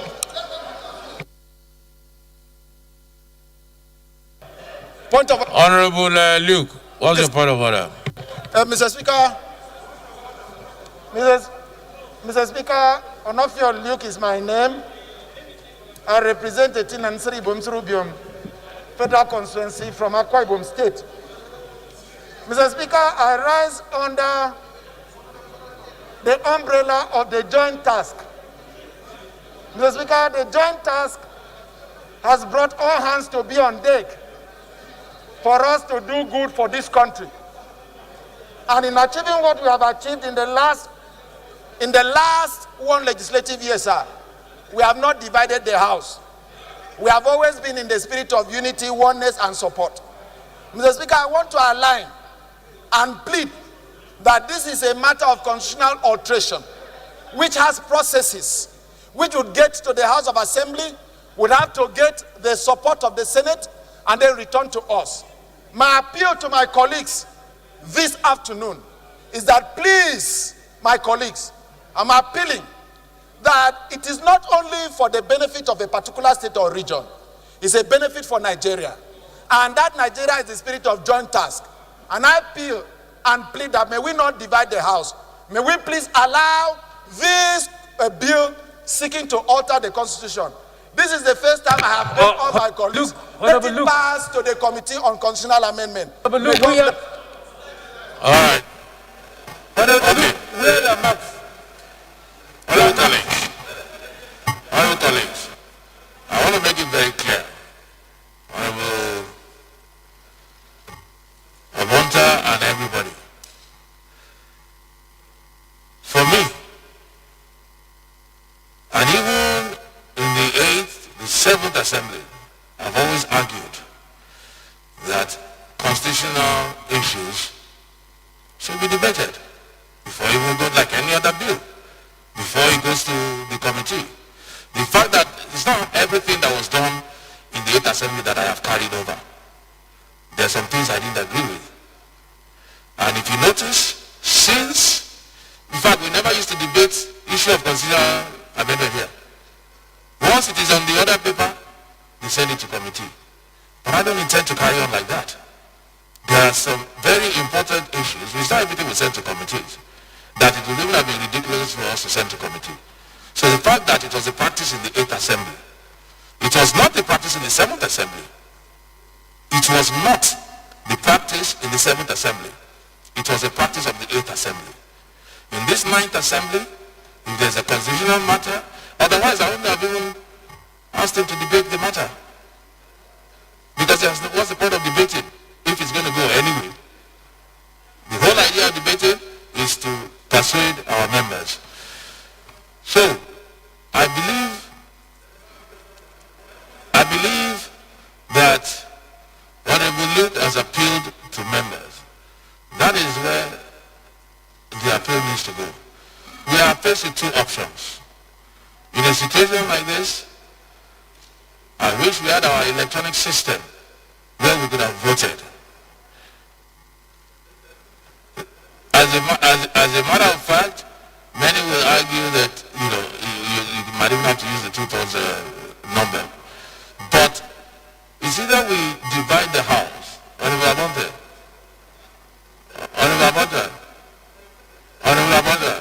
it's either we divide the House so that we do what is right and just, so that we know the actual numbers and we make our decision based on that. Unfortunately, we don't have our electronic voting system yet. Or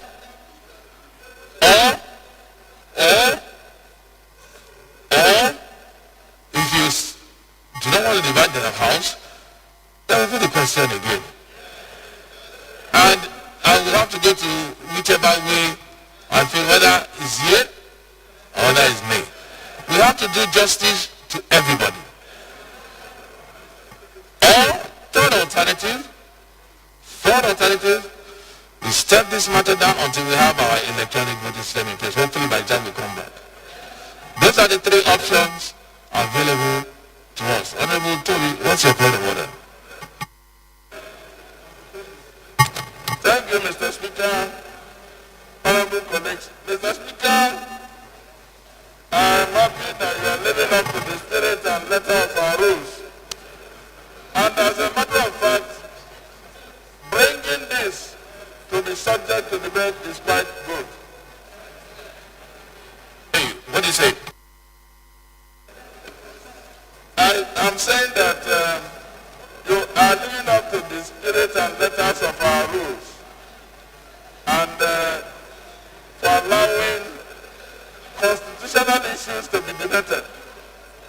It is very important because that is how we can only get sufficient enlightenment. In that way, I believe that it may not be prudent on our part generally to have the House, for the Speaker to put the question based on one contribution from our Adjante.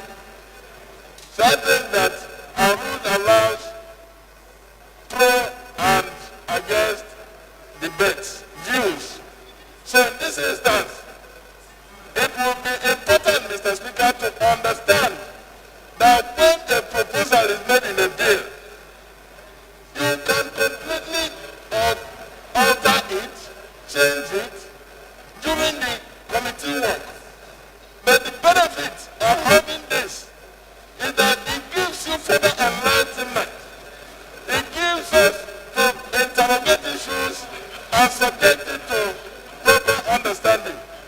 Mr. Speaker, you will appreciate that on the work.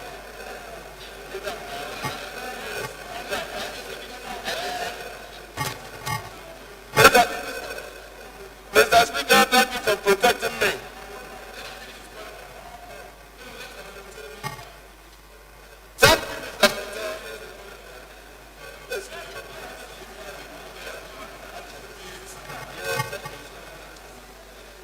Well, thank you, Mr. Speaker. I know that my brother was going to raise a better and further point of order. But in any case, Mr. Speaker, I would think that if we adopting an approach that will enhance our subjecting to better scrutiny, any proposal, particularly on the Constitution, is very important. And we will encourage our members to come up with issues. And in this instance, this one, I believe that it should go to the committee. Let them interrogate. We will have no vote by the time it comes. Because like in the spirit of comrade and enhancing the Republic. Thank you, Anthony. Honorable Amanda, what's your point of order? Thank you, Mr. Speaker. Before I mention my order, let me also appreciate your wisdom. And then, I want to predicate this argument on Order 13. Page 79, Order 13, short rule 3. Mr. Speaker, the drafters of these rules here did it not conjunctively, separately. And the rules of interpretation, it was be given not conjunctive meaning. I read. It says procedure for altering the Constitution. Mr. Speaker, in our rules we provided procedure, knowing that it's a special bill. And it says, upon the second reading of the bill, shall be committed to the special ad hoc committee of Constitution alteration. It went further to say, let there be a debate. Upon that debate, shall mandatory, Mr. Speaker, saying question need not necessarily be put, but there will be opportunity for us to compare, to debate, to converse. Thereafter, the purpose of the debate is for knowledge.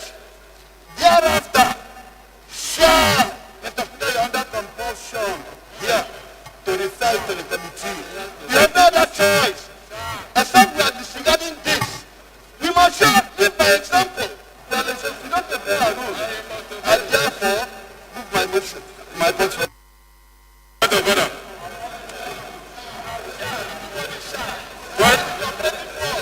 Point of order. Point of order. I have seen your point of order. And I will address your point of order. First of all, I will address the clause you have referred to.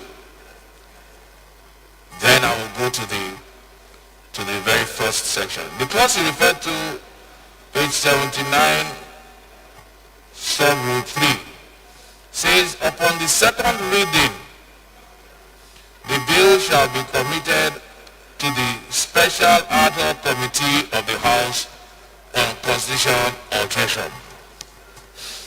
Upon the second reading. Toby, I hope you are listening. Honorable Toby, please pay attention, because this is important. He raised a very fundamental point of order. But you see, that rule, Honorable Bonta, that rule, it says, upon the second reading.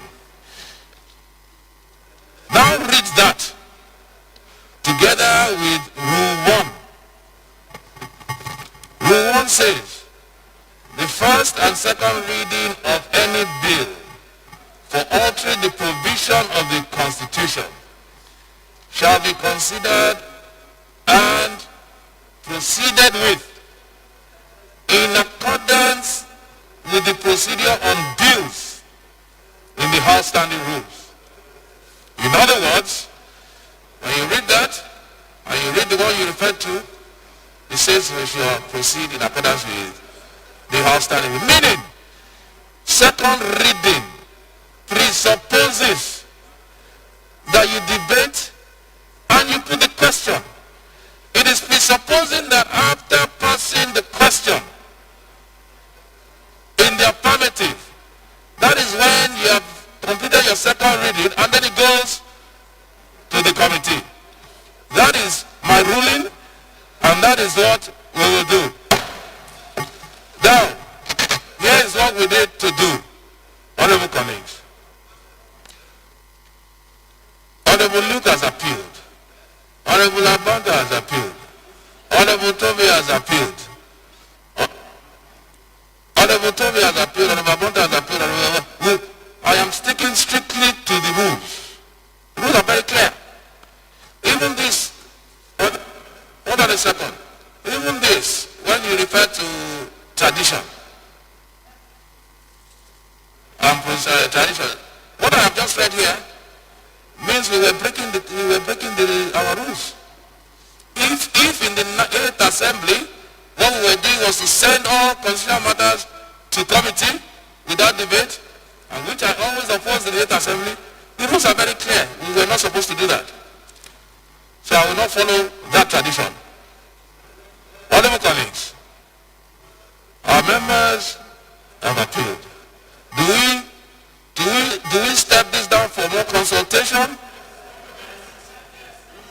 You have a point of order? What is your point of order, Honorable Faleke? Thank you, Mr. Speaker. My name is James Abdul Faleke. I am from Lagos State. Mr. Speaker, I come order 12, Rule 3, sub 3, page 60.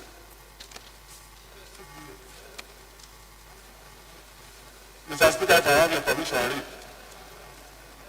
On the introduction of a bill, a compendium of background information shall be delivered to all members. Shall.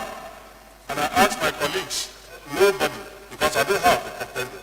And so even when we are discussing, for us, we're just giving him the opportunity to lead the board. He hasn't followed this rule. I want to say that he should step it down and come on with the compendium. Thank you, Mr. Speaker.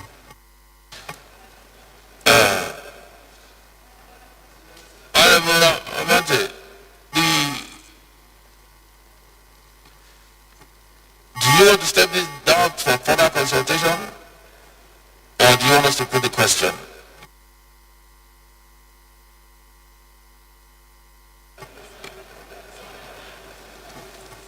Mr. Speaker, distinguished colleagues, I want to appeal to the conscience of my colleagues to allow this to go. It will not end with us. There are several segments that will get involved in this discourse, Mr. Speaker. No, Honorable, do you want to step it down or do you want us to put the question? Mr. Speaker, I know that my colleagues will want me to step this thing down. But if we continue to step down issues that concerns our development. Okay, I'm going to put the question. Mr. Speaker,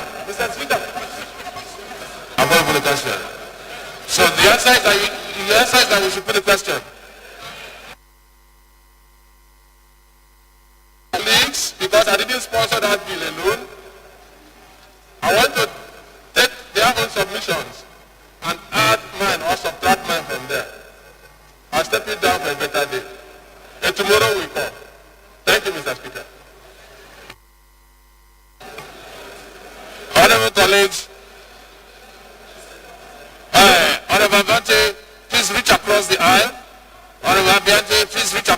while, when you bring up this bill the next time, honorable colleagues, let's listen to ourselves. Please listen to him seriously. Do some work. And remember, let us be objective before we take a decision on the bill. So the bill is stepped down.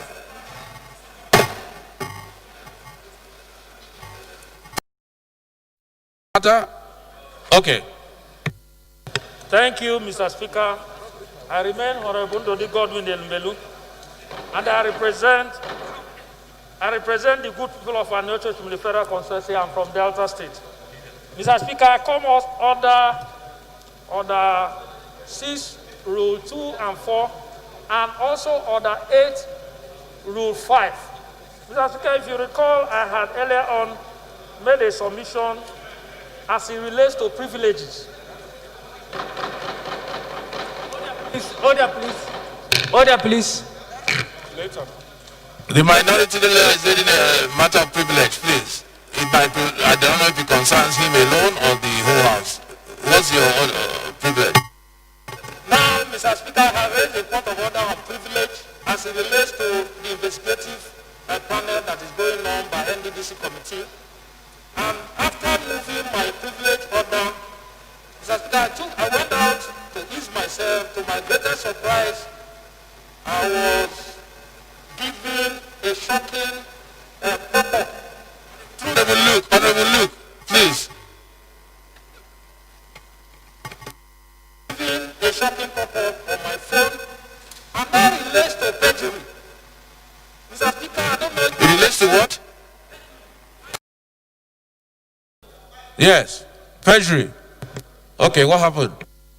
Lying under oath. Mr. Speaker, I don't know if you watched yesterday when the chairman of the panel asked Senator Godswill Ababio, the Minister of Niger Delta. Honorable Ben,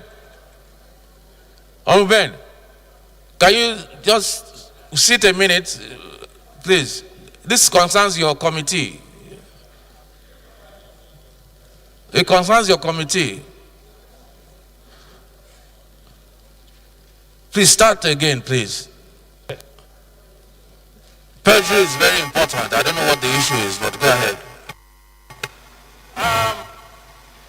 When you stand under oath to affirm or swear that you are, whatever you are going to submit is nothing but the truth, and you fail in that oath, that is perjury. Now, yesterday, the chairman asked the minister, have you ever, either when you were a senator or even now as a minister, had cause to input in the budget any project? The minister said he never did. But I'm surprised.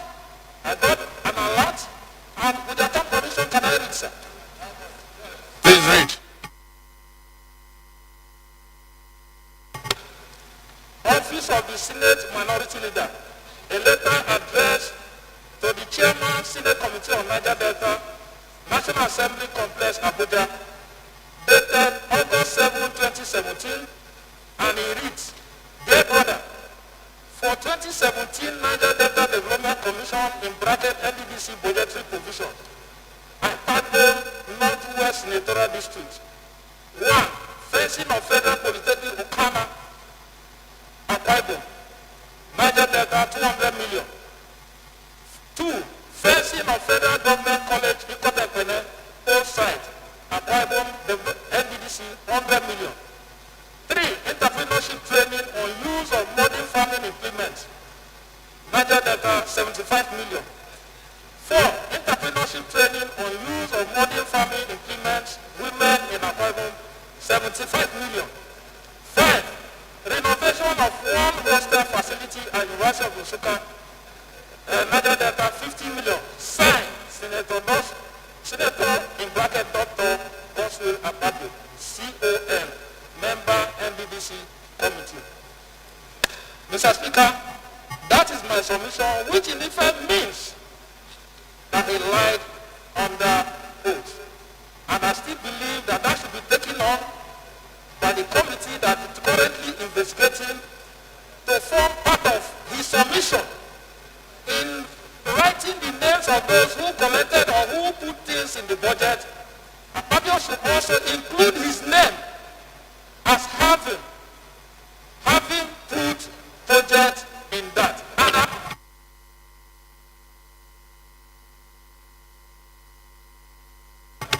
That on the issue of perjury, that it should be taken serious by this House and get him to be answerable for having lied under oath by this submission. I so move. Thank you, Honorable Elumelu. I think it's important that we first of all very quickly make a quick distinction between him having constituency projects, which I believe is absolutely 100% legal, which is what I think you may have read here. This is constituency projects, and I don't think we should begrudge him for that. There's a difference between that and actually having contracts, which is what he said. That's number one. I think what needs to be done, NDDC, the Committee on NDDC, is to find out in your oversight whether those jobs were actually done, who got the contracts. Not that he had projects for his constituency. That's not an offense. In fact, that's his job as a representative.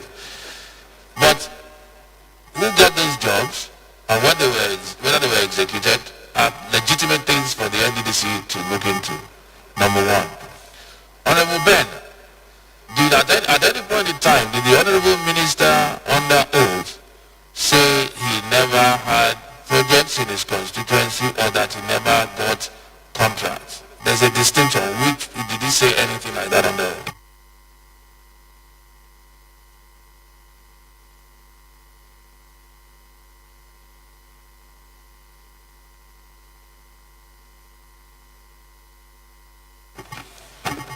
Yeah, thank you, Honorable Speaker. Your question was a direct one. Whether or not the Honorable Minister during the interrogation accepted being one of those members of the National Assembly that he was describing. And what you just explained will help one to understand the discrepancy between, or the difference between contracts for yourself and contracts for the constituency. I never heard him say that he never attracted any project to his constituency. On my honor, I never heard him say that.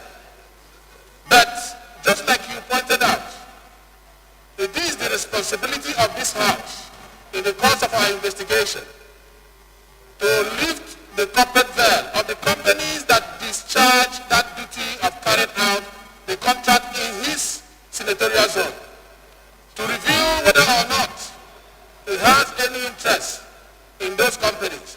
It is only at that point that we can link him and link the nexus, to establish the nexus between him and the contract. But for now, I don't think that is existing until we're able to lift the corporate veil of the companies that executed the contract. Thank you very much, Mr. Speaker. Okay, so yeah, I think that clear distinction needs to be made, and you follow your committee can do its oversight as to the ownership of the company. So your privilege is sustained, and we'll target to the instructions earlier given this morning. Thank you.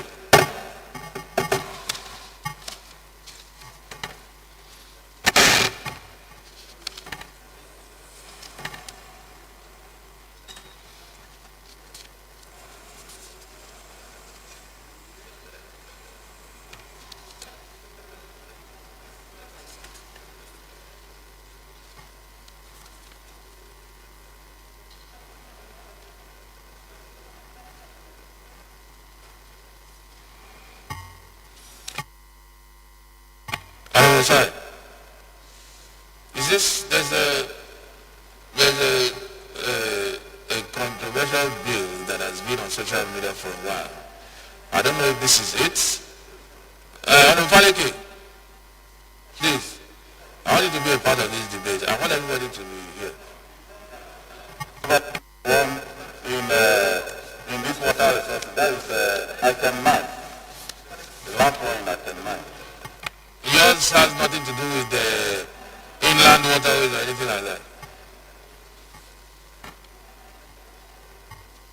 You are under oath. You are under oath. I agree with you, I'm under oath. The figure of this commencement of debate on the general principles of a bill for an act to amend the Water Resources Act Cap W2 Laws of the Federation of Nigeria 2004 to review upward and stipulated fines and penalties for offence under the Act and for related matters standing in the name of Honorable Osai Nicholas Osai. Honorable members will recall that the bill was read the first time on Tuesday, 14 July 2020, and I invite Honorable Osai to move that the bill be read a second time. Thank you, Mr. Speaker, distinguished honorable colleagues. I remain Honorable Osai Nicholas Osai. I represent the Plenary Federal Constituency of Delta State, Mr. Speaker. I rise to move that a bill for an act to amend the Water Resources Act Cap W2 Laws of the Federation of Nigeria 2004 to review upward the stipulated fines and penalties for offences under the Act and for related matter HB 953 be read a second time. I so move.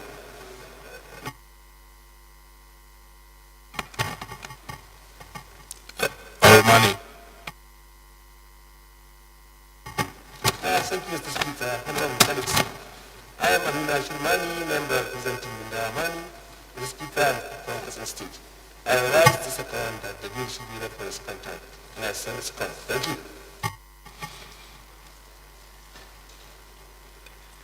Your bill is basically to upward review on fines and penalties. I think that's straightforward. We'll go to the committee. This is about PCI. Just against the same survey. Clark, please read the wrong title of the bill.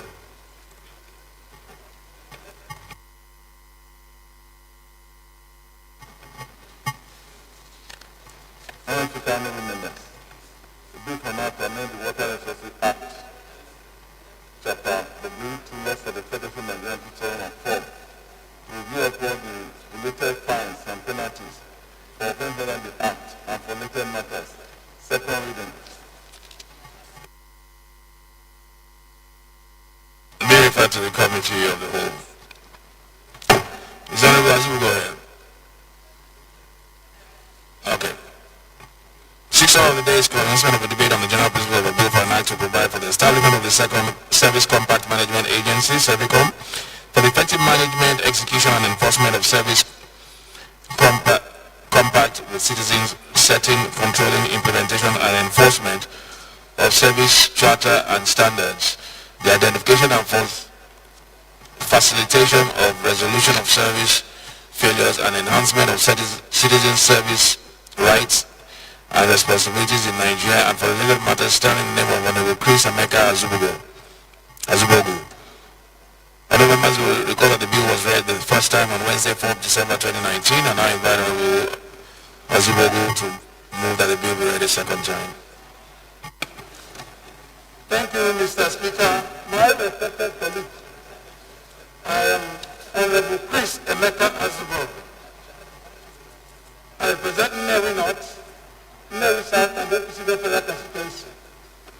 Mr. Speaker, I rise to move that a bill for an act to provide for the establishment of the Service Compact Management Agency, SERVICOM, for the effective management, execution, and enforcement of service compact with citizens, setting, controlling, implementing, and enforcement of service charter and standards, the identification and facilitation of resolution of service failures, and the enhancement of citizen service rights and responsibilities in Nigeria, and for other related matters. I so move. What is the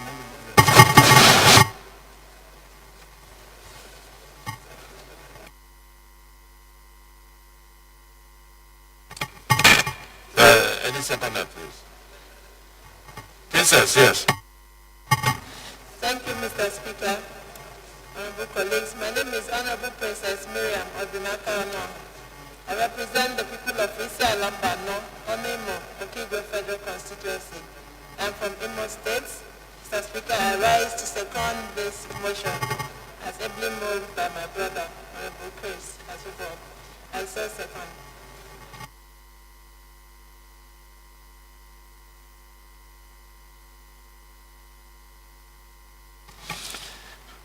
Those in support, please say aye. Those against, say nay. The ayes have it. Clerk, please read the long title.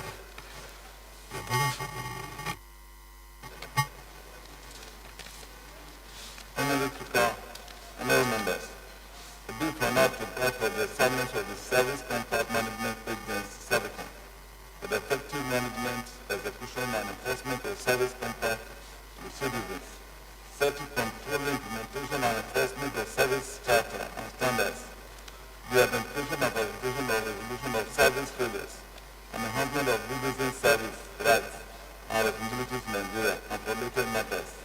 Second reading.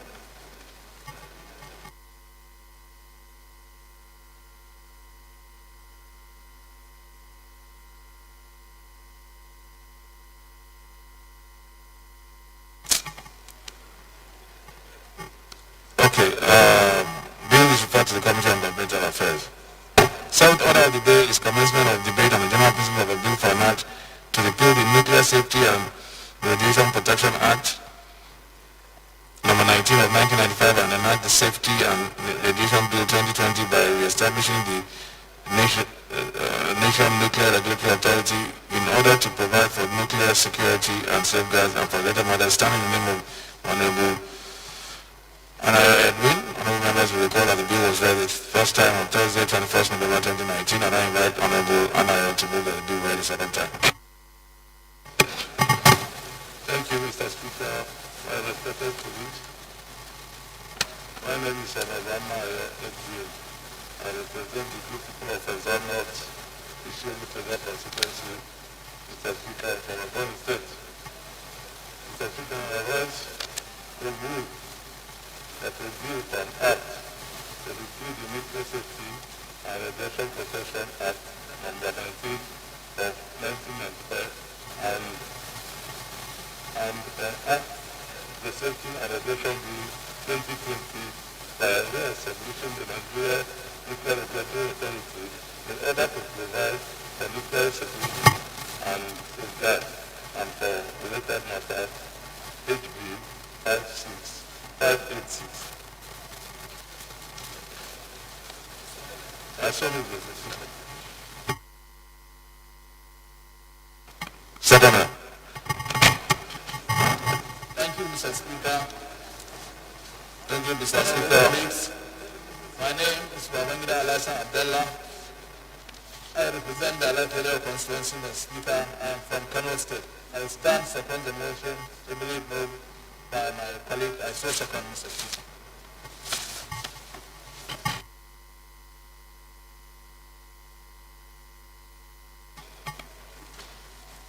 Let's put the question. Those in favor that this bill be now read a second time, please say aye. Those against, please say nay. Ayes have it. Clerk, please read the long title.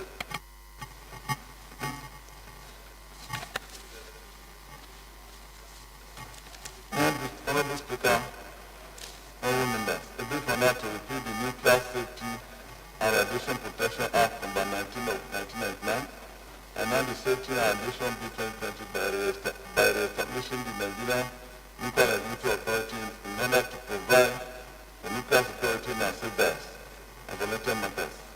Second reading.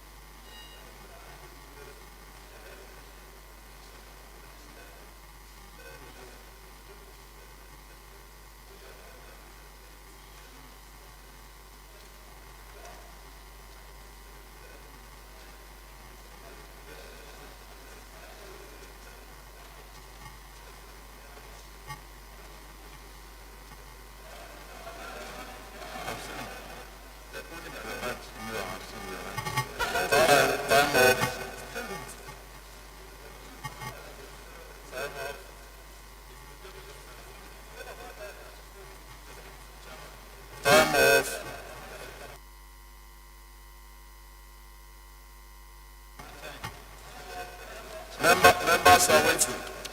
Okay, the bill is referred to the Committee on Science and Technology.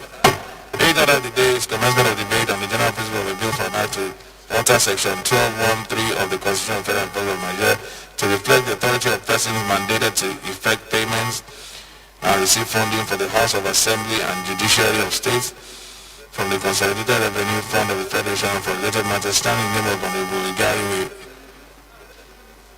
Honorable members will recall that the bill was read the first time on Tuesday, 12 May 2020, and I invite Honorable Anyone to move that the bill be read a second time. Thank you, Mr. Speaker. My respected colleagues, my name is Honorable Igariwe Iduma Ewo. I represent Africa North, Africa South Federal Constituency. Mr. Speaker, from Ebonyi State. Mr. Speaker, with respect, I rise to move that the bill for an act to alter section 121 subsection 3 of the Constitution of the Federal Republic of Nigeria 1999 as amended to reflect the authority of person mandated to effect payments and receive funding for the House of Assembly and Judiciaries of States from the Consolidated Revenue Fund of the Federation be read a second time. I so move, Mr. Speaker.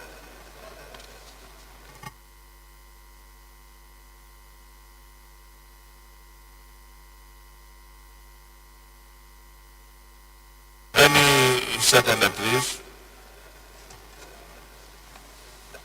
Seconder. Thank you, Right Honorable Speaker, Honorable colleagues. Agbeji Chairman Frederick is my name. I represent Sagama Kilome Federal Constituency. Exactly, I'm from Bayelsa State. I rise to second the motion that the bill be read the second time. I say second. Thank you, Honorable Fred. Question is that the bill be now read a second time. Those in favor, please say aye. Those against, please say nay. I have it. Clerk, please read the long title.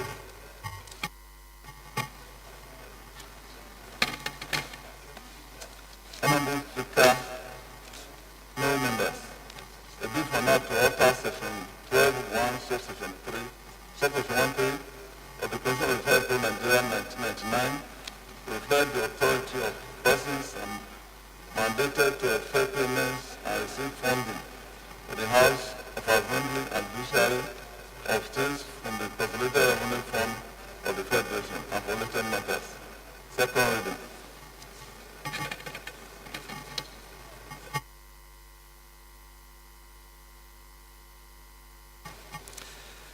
Okay. The bill is referred to the Committee on Special Ad hoc Committee on Review of the 1999 Constitution. The ninth order of the day is a motion on reconsideration of outstanding bills from the preceding Assembly pursuant to Order 12, Rule 18 of the Standing Order of the House of Representatives, standing in the name of Honorable Abubakar Hassan Fulata. Honorable Fulata is invited to move the motion. Thank you, Mr. Speaker. Honorable colleagues, I am Abubakar Hassan Fulata. I present Oniwa Rikasama, winning Federal Constituency, Mr. Speaker, from Jigawa State. The reconsideration of outstanding bills from the Presiding Assembly, Federal Medical Center, Abakaliki, Establishment Bill 2019, Head Bill 253. Federal Medical Center, Abeokuta, Establishment Bill 2019, Head Bill 254. Federal Medical Center, Asaba, Establishment Bill 2019, Head Bill 255. Federal Medical Center, Abele, Establishment Bill 2019, Head Bill 256. Federal Medical Center, Bida, Establishment Bill 2019, Head Bill 257. Federal Medical Center, Birnin Kebi, Establishment Bill 2019, Head Bill 258. Federal Medical Center, Birnin Kudu, Establishment Bill 2019, Head Bill 259. Federal Medical Center, Ebute Meta, Establishment Bill 2019, Head Bill 260. Federal Medical Center, Yola, Establishment Bill 2019, Head Bill 262. Federal Medical Center, Busau, Establishment Bill 2019, Head Bill 263. Federal Medical Center, Ado Ekiti, Establishment Bill 2019, Head Bill 264. Federal Medical Center, Jalingo, Establishment Bill 2019, Head Bill 265. Federal Medical Center,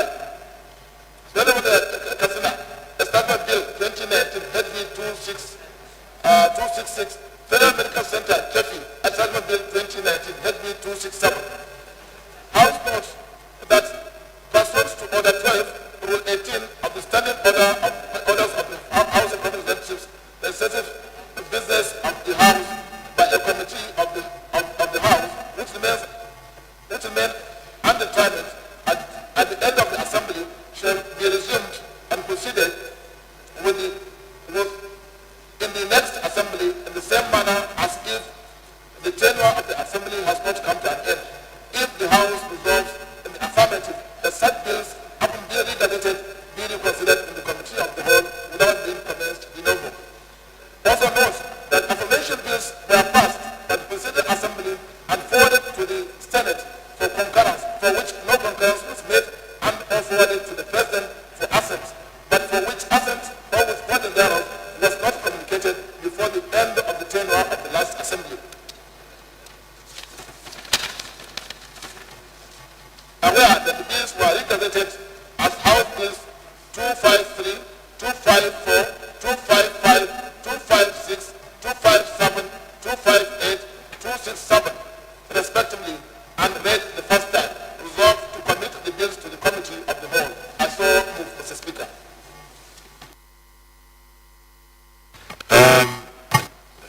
Honorable Brother, I noticed that there was one more bill you did not mention. So for clarity, the last bill, you did not include it when you were reading out the bills. Thank you, Mr. Speaker. In consultation with you and the minority leader, we agreed that there's a contention that the bill was not passed by the previous Assembly, even though we had some preliminary investigation and proved that the bill was actually read the third time in December of 2017. I was asked to produce the notes and proceedings of that very day so that to clear any doubt as to whether the bill has been passed for the third reading in the 8th Assembly. Okay, that should be easy. So it's not part of this reconciliation now. Okay.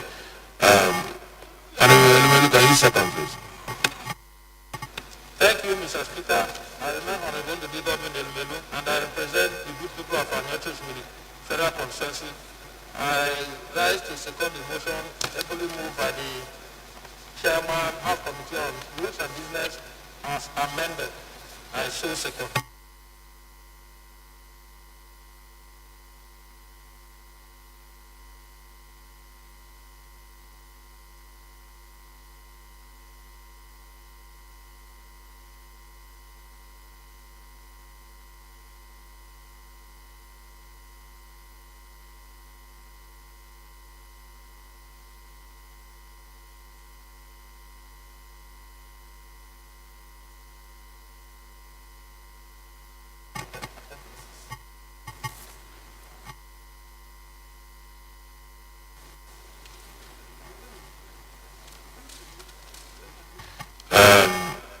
This is a vote of the motion. Please say aye. Those against will say nay. Ayes have it. Let's not forget, honorable members, please don't forget that there's a meeting of chairman and deputy tonight at 7 p.m. All chairman and deputy, there's a meeting 7 p.m. from tonight. Very important that we are all in attendance. Venue, I believe is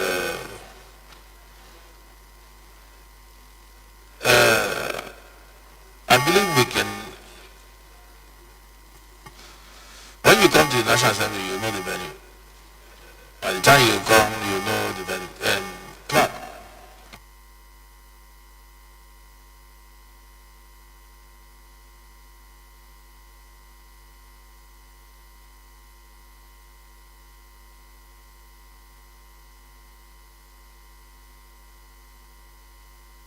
We communicate the venue, but there's a possibility it might be here in Chambers. Might be here in Chambers, 7 p.m.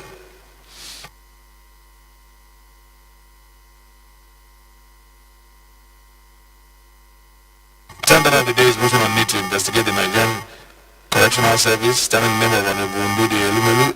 Honorable Elumelu is invited to move the motion.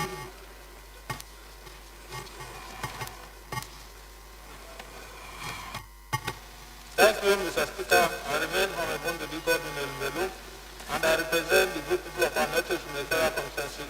I'm from Delta State.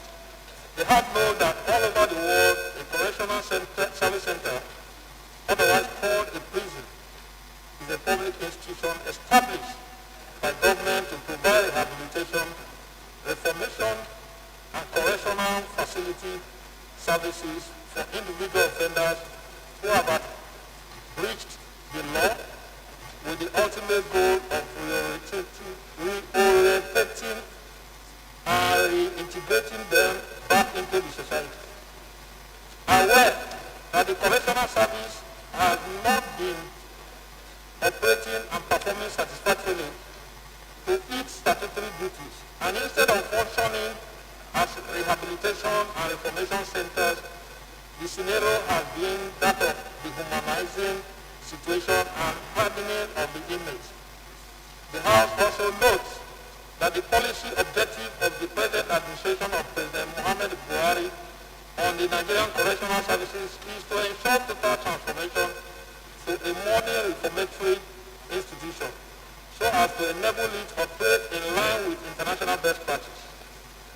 The House is aware that Section 10, Subsection 8 of the Nigerian Correctional Services Act of 2019 is to the effect that the functions of the custodial services, inter alia, is empowering inmates through the deployment of educational and vocational skills, training programs, and facilitating incentives and income generation through custodial centers, farms and industries, as well as Section 24 of the same Act, ensure best available health care for mental health of inmates in the criminal justice system.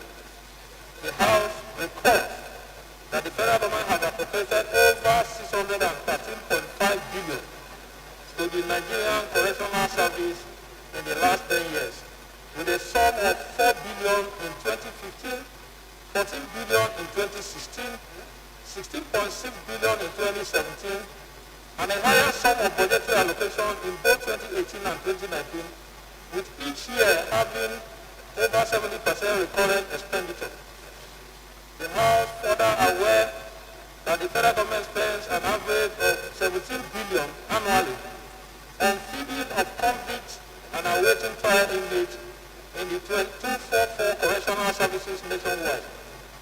The House is worried that despite the huge and increasing annual budgetary allocations by the federal government to the Nigerian Correctional Service in recent years, the situation of correctional service exhibits squalor and is characterized by poor feeding, widespread disease, poor medical attention, overcrowding, and poor ventilation, thereby contributing to human rights violation of the inmates.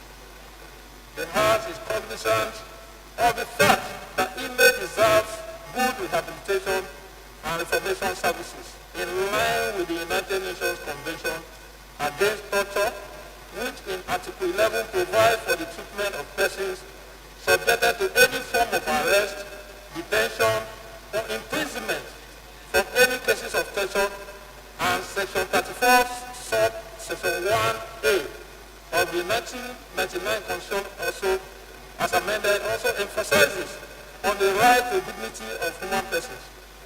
The House therefore resolves to mandate the Committee on Reformatory Institutions to investigate the Nigerian Correctional Service and report back within 8 weeks for further legislative action. I so move.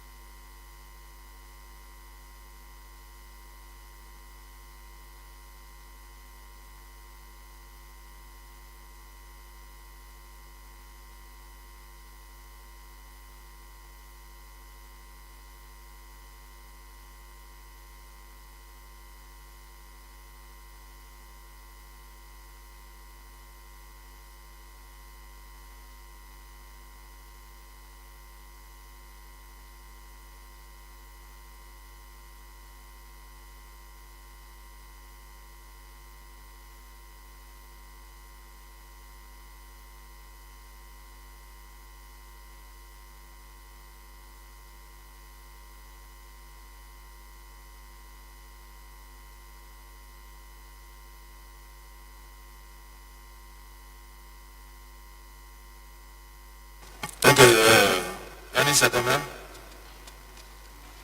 Leader? Not you. You mind, not you. Go ahead. Go ahead. No, not leader. Thank you, Mr. Speaker. Honorable colleagues, my name is Honorable Gideon Godi. I come from Kaduna State and I represent Kaura Federal Constituency.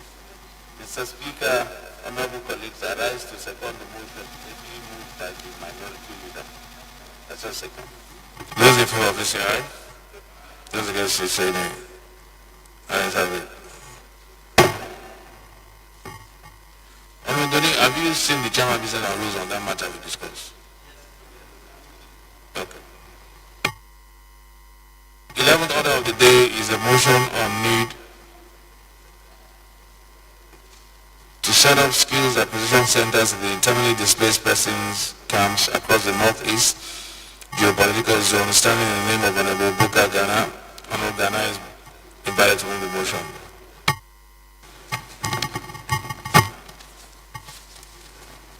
Thank you, Mr. Speaker, honorable colleagues. My name is Honorable Buka Ghana Kareto. I represent the good people of Abadam, Zamara, Buka, and other federal constituency. I am from Borno State. My motion needs to set up skill acquisition centers in the internal displaced person IDPs camp across the northeast geopolitical zone. The House note, aware that the northeast geopolitical zone of the country and its people have been devastated by the lingering crisis of Boko Haram insurgency. House note that one of the resultant effects of the insurgency is the serious issue of displacement of the people of the areas from their ancestral homes and communities. Hence, the creation of internal displaced persons IDPs camp across the length and breadth of the northeast geopolitical zone. House resolved that the IDPs are mostly unskilled and unemployed and are without opportunities for much of its dignified life in the camp. House also note that with the gradual return of peace to the areas, there is a great need to train and empower the IDPs with skills that will guarantee a better livelihood for them, their communities, and in the long run, the country at large. The House resolved to urge the Northeast Development Commission, NDDC, and the Office of the Special Assistant to the President and Sustainable Development Board, SDG, to set up full-fledged skill acquisition center in designated communities to train and equip the IDPs in different trades and vocations to enable them have meaningful source of self-sustenance. Mandate the Committee on Northeast Development Commission and Sustainable Development Board, SDGs, to liaise with the Northeast Development Commission, NDDC, and the Office of the Special Assistant to the President and Sustainable Development Board, SDG, to ensure compliance. Mr. Speaker, I so move.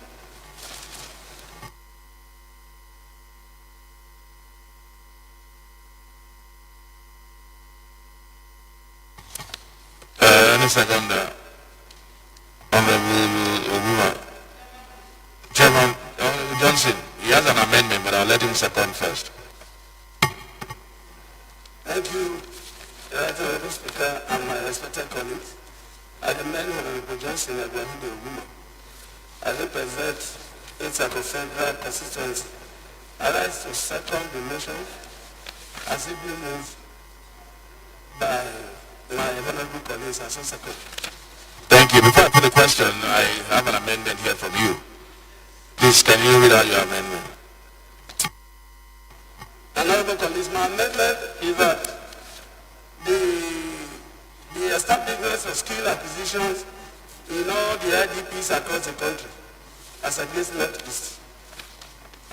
Skill acquisition centers established in all the IDP centers across the country. In all the okay.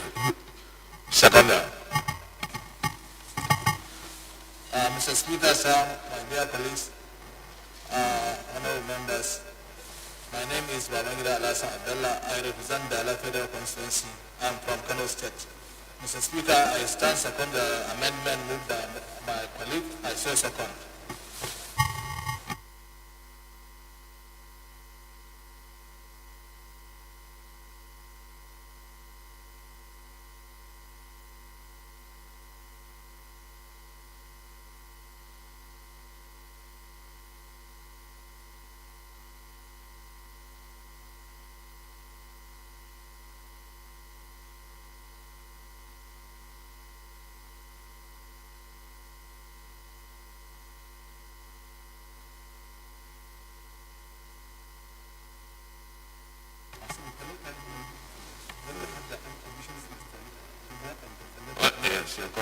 Honorable Booker, your motion, where are you seeking to get the funds from? Did it state that it's from the Northeast Development Commission that you are asking? The motion for the acquisition centers, is the money to come from the Northeast Development Commission? You said yes? Northeast Development Commission, that's where you're seeking for. Honorable Johnson, if his motion is seeking for geopolitical skills acquisition centers to be funded by the Northeast Development Corporation, we cannot now use the money of the Northeast Development Corporation to develop acquisition centers all over the country, because that money is only for the Northeast Development Corporation. So I don't know if your amendment, as good as it is, can be captured properly under his motion, which seeks funding from the Northeast Development Corporation. Thank you, Honorable Speaker. I remain Johnson Oguma. Mr. Speaker, as important as this motion, and equally as important as the Skill Acquisition Center, more so when we have so many IDPs across the country, I have a feeling that the motion should be referred to the relevant ministry that handles IDPs, because I am aware that even like in my state, we have more than 1,000 people in one IDP center, and all those people, they require this skill acquisition. We need to use it to help them. So in effect, I feel that it should be directed to the relevant ministry handling IDPs. Thank you, Mr. Speaker. Yeah, the problem is that if it's taken to the relevant ministries having IDPs, then that money, that changes his motion, because the money can now no longer be sourced from the Northeast Development Commission, which is what I think we should do. Let's let this motion stand on its own, and then the relevant send it to the Northeast Development Corporation, and then we can now bring a motion when we come back in September on IDPs generally. It would have been tidier to do it the way you said, but at this point that we're in, let's do that, and then we bring one for the IDPs generally, which might have to exclude Northeast at this point, so that we don't dilute his motion. So those in support, please say aye. Those against, please say nay. Ayes have it.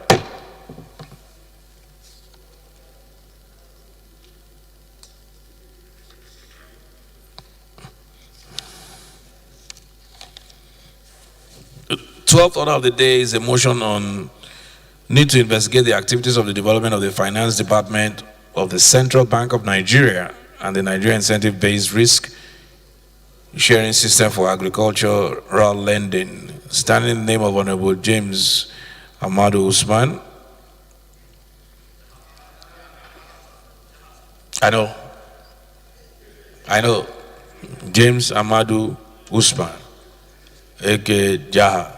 Honorable Usman is invited to move the motion. Thank you, Mr. Speaker. Honorable colleagues. Ahmed Jaha Babao is my name, and I represent Chibok Dambuwa Goza Federal Constituency. Mr. Speaker, I rise to move a motion on the need to investigate the activities of Development Finance Department of the Central Bank of Nigeria and the Nigerian Incentive-Based Risk Sharing System of Agricultural Lending, NISAL. Mr. Speaker, honorable members, the House note that Section 4, Subsection 2 of the Constitution of the Federal Republic of Nigeria 1999 as amended provides that National Assembly shall have power to make laws for the peace, order, and good governance of the Federation or any part thereof, with respect to any matter included in the executive legislative list set out in part of the second schedule to this Constitution. Also note the provision of Chapter 2, of the 1999 Constitution on the fundamental objective and directive principles of state policy in Section 13, which provides that it shall be the duty and the responsibility of all organs of government and of all authorities and persons exercising legislative, executive, judicial powers to conform, observe, and apply the provisions of the Constitution. Further note, the combined effect of Section 16, subsection 1A and B, which provides that the state shall harness the resources of the nation and provide and promote national prosperity and an efficient, a dynamic, and self-reliant economy, and control the national economy in such a manner as to secure the maximum welfare, freedom, and happiness of every citizen on the basis of social justice, equity of status, and opportunity. Aware of the functional role of the CBN to promote monetary stability, ensure sound financial environment, and act as financial advisor to the federal government. Also aware that development financing is key sustainable economic growth in any economy, as it ensures the supply of finance to various sectors of the economy to promote economic growth, development, and welfare improvement at a faster rate.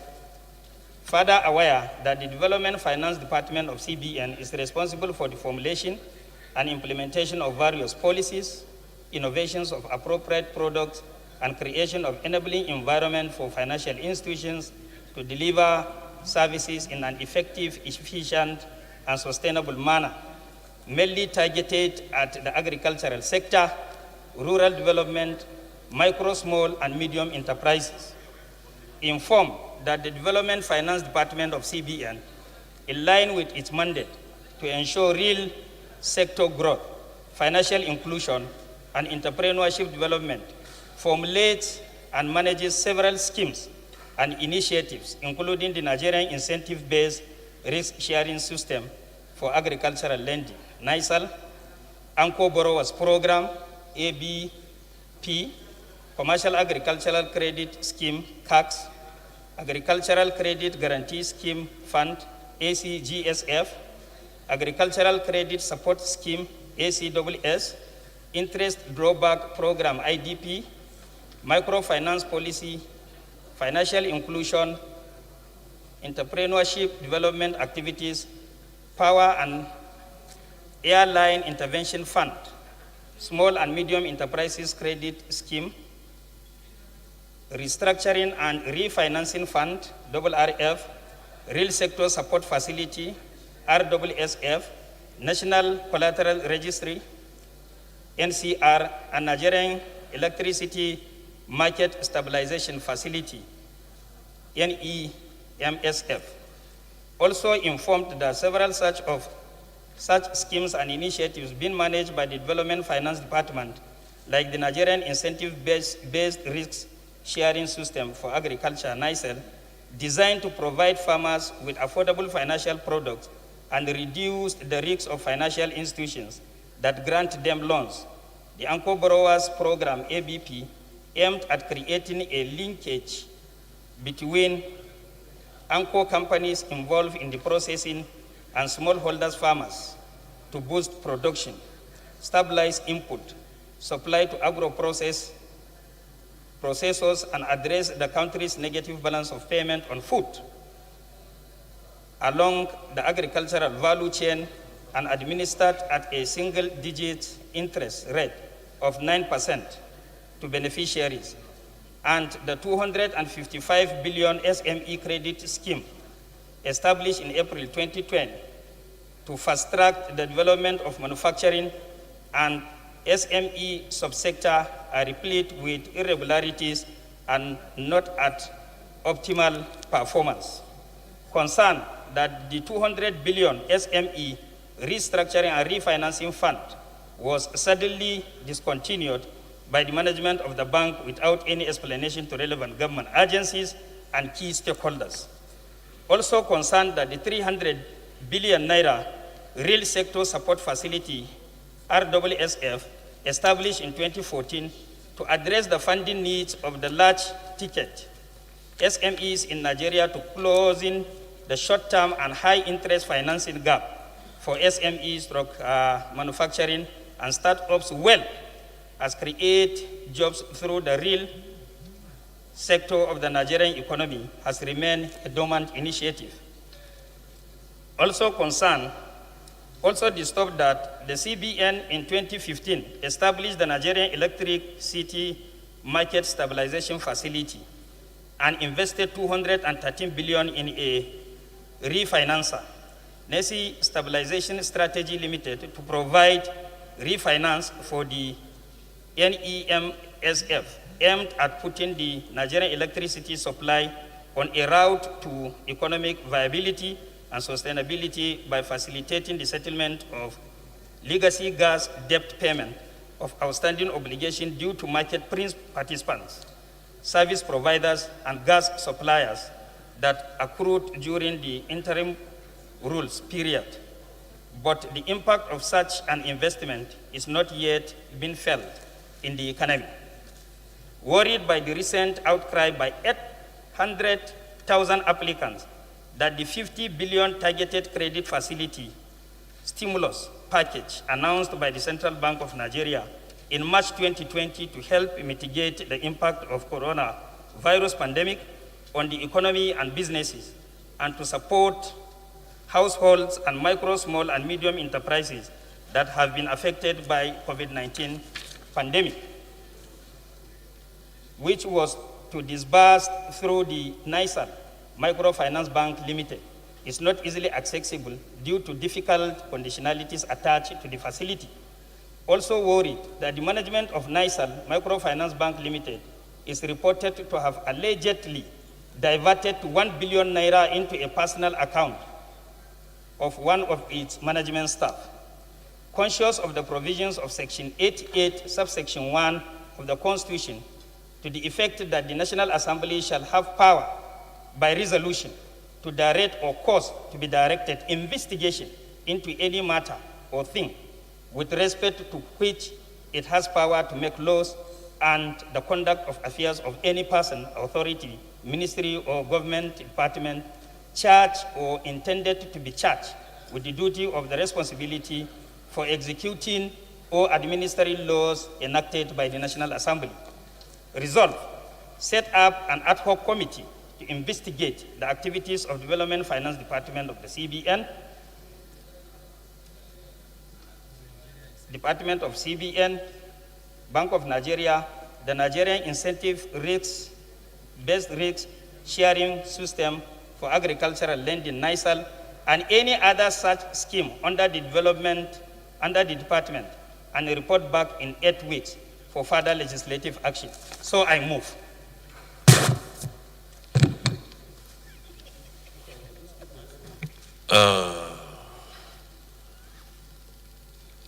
Honorable Jah, who do you want to second your motion?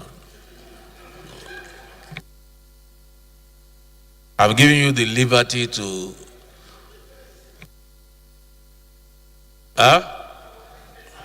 Who?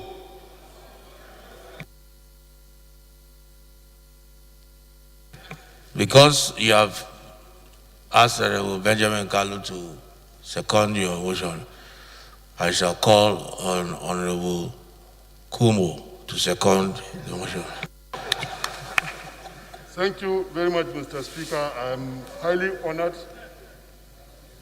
for this singular privilege to second the motion ably moved by my own younger brother willingly. Okay, we have amendments to the... It was very elaborate, so we won't debate it. Honorable Elumelu, what's the amendment?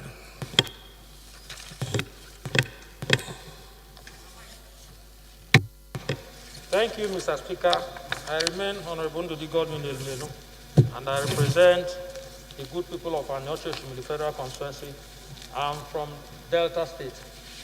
My amendment is to read that the House mandate each committee on banking and currency to investigate the activities of the Development Finance Department of the Central Bank of Nigeria, the Nigerian Incentive-Based Risk Sharing System for Agricultural Lending, NISA, and any other such schemes under the department and report back within 8 weeks for further legislative action. I so amend. Honorable Maki. Thank you, Mr. Speaker, my honorable colleagues. I am Abubakar Maki Eleman. I represent Malamuduri Kaugama Federal Constituency. Mr. Speaker, I'm from Jigawa State. I stand to heavily second the amendment heavily moved by Minority Leader. I so second. Thank you. Those in favor of the amendment, say aye. Those against, say nay.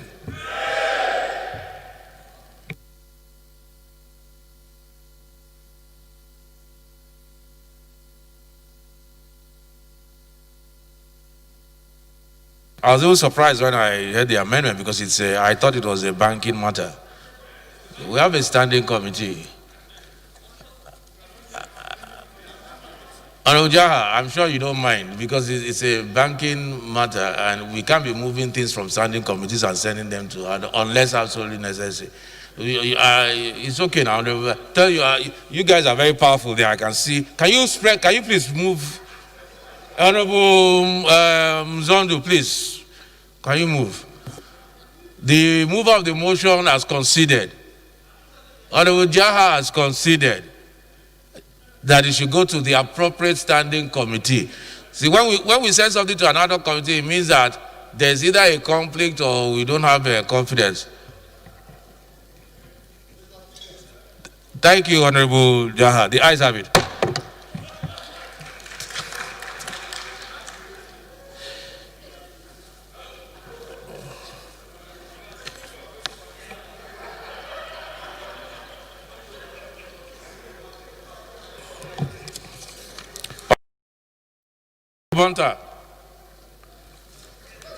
Mr. Speaker, my amendment passed to you was just in the same line as if we are thinking in the spirit that the main committee should do it in line with the argument you canvassed. That was contained there. So there's no point saying it again. Thank you, Mr. Speaker.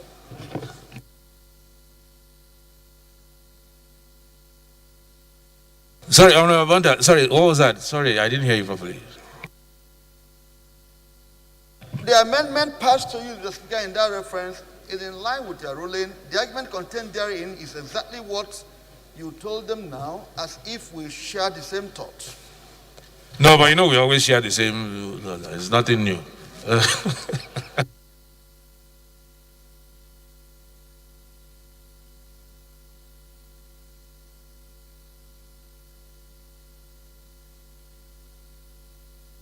Honorable Comrade, Honorable Aminu, what's your amendment?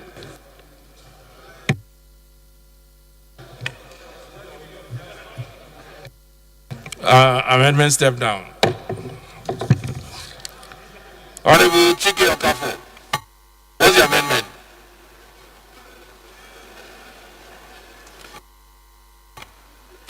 It's the same thing to refer to banking. Okay. So overtaking my event. Support of the motion as amended, please say aye. Those against, please say nay. It's the same thing.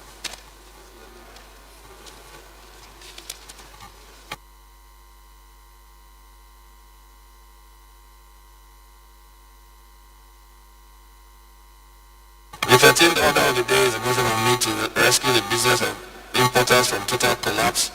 Standing name of Honorable Okudili Christopher. The same one, Honorable Okudili is invited to move the motion.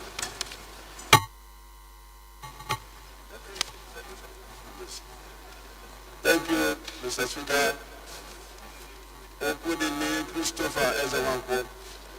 I represent the entire group people of Orinda North, Orinda South Federal Constituency. Mr. Speaker, I'm from Anambra State.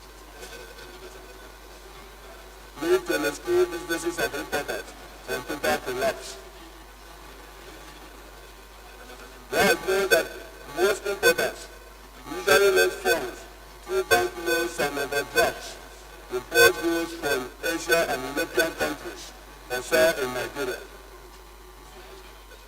Let's also note that the members of the Southeast Amalgamated Market Traders Association, SUMATA, and other traders traders doing businesses across the state of Nigeria benefited from the bank loans and the overdraft facilities to import goods from Asia and Europe.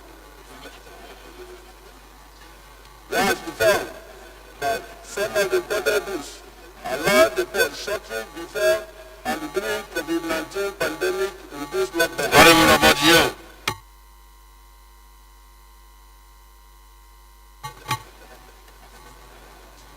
But the traders did not clear and take delivery of their goods because of the authorities and the cargo handling companies at the ports were not operating.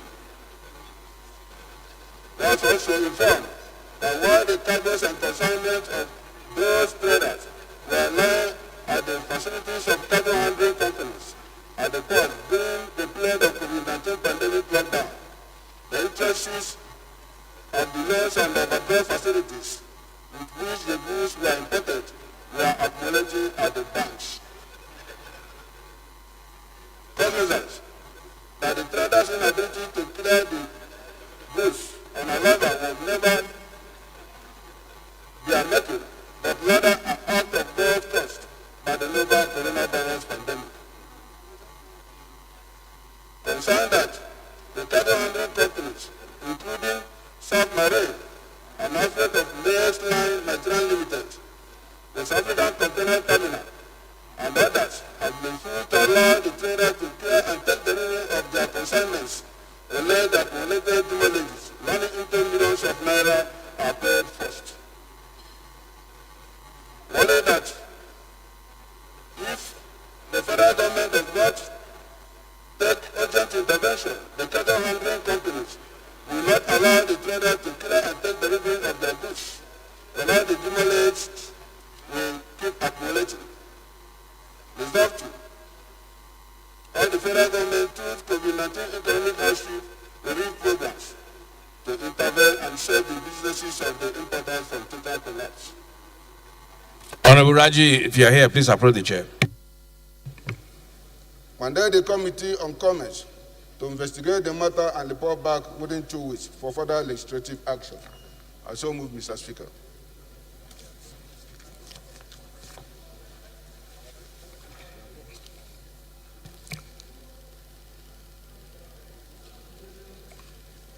Seconder.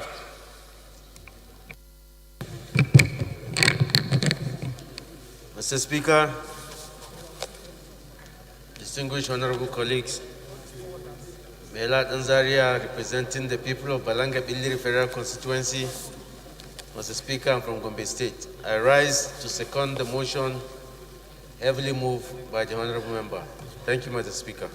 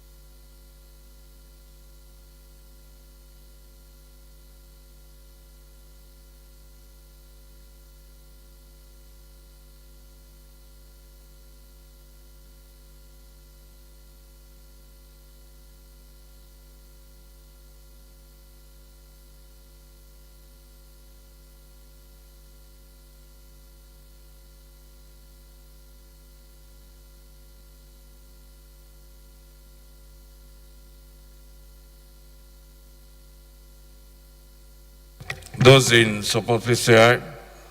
Those against, please say nay. The ayes have it. Honorable colleagues, I crave your indulgence to allow me leave to follow up some official assignments. I leave you in the safe and capable hands of the Deputy Speaker. Yes.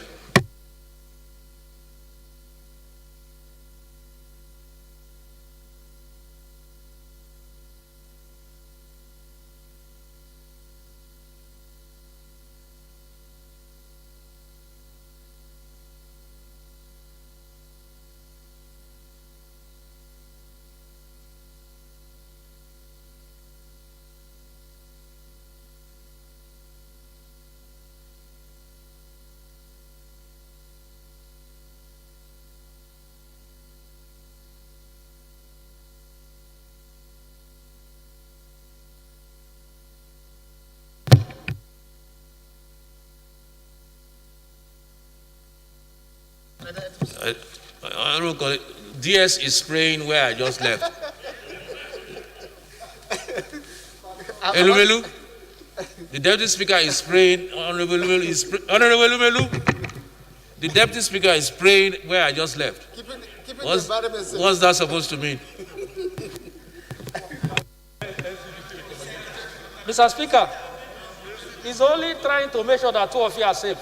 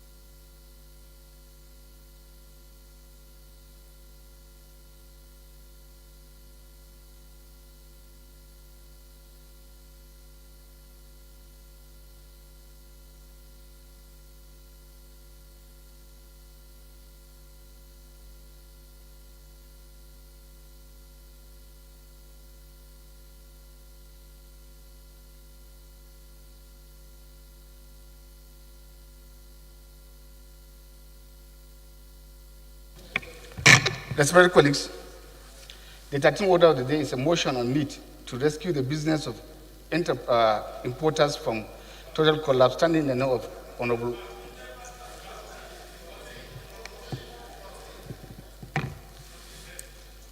Thank you. The direction of the Speaker, sorry, the clerk. The 14th order of the day is a motion on the devastating fire disaster at Akesan Market, main commercial area, Oyo Town, Oyo State, standing now on Honorable Moraina. Honorable Moraina is invited to move the motion. Thank you, Right Honorable Speaker, my honorable colleagues. I am Dr. Honorable Ajibola Moraina. I represent Barakwa Central, Barakwa North Federal Constituency. Speaker, my honorable colleagues, I'm from Oyo State. I rise to move a motion on the devastating fire disaster that occurred at Akesan Market, main commercial area, Oyo Town, Oyo State. Mr. Speaker, my honorable colleagues, my other colleagues from Oyo State, 13 of them are with me as co-sponsors of this motion. I move. The House notes that on 5th January 2020, fire raised down the Akesan Market in the main commercial area of Oyo Town, Oyo State, claiming lives and destroying goods worth millions of naira. The House also notes that the immediate cause of the fire at the Akesan Market is yet to be determined, but eyewitnesses claimed that the fire started in the early hours of that day. The House is concerned that the security agents attached to Operation Burst disproportionately used force in responding to the people protesting the failure of the firefighters based in Oyo Town, which led to the killing of 3 persons, including a woman.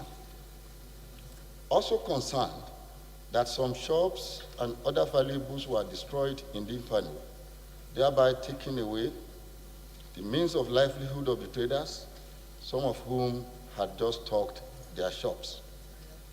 The House is cognizant of the provisions of Section 14(2), subsection 2 of the 1999 Constitution, which provides that the security and welfare of the people shall be the primary purpose of government. The House resolves, 1, to observe a minute silence in honor of those who lost their lives in the inferno. 2, to constitute a delegation to visit the market and commiserate with the people and government of Oyo State. And 3, to urge the National Emergency Management Agency, NEMA, to visit the area and provide relief materials for the affected people in order to ease their pains. Right Honorable Speaker, my honorable colleagues, I move in terms of the motion papers. Seconder. Yes. Right Honorable Speaker, sir, my dear colleagues, my name is Babangida Alasan Abdallah.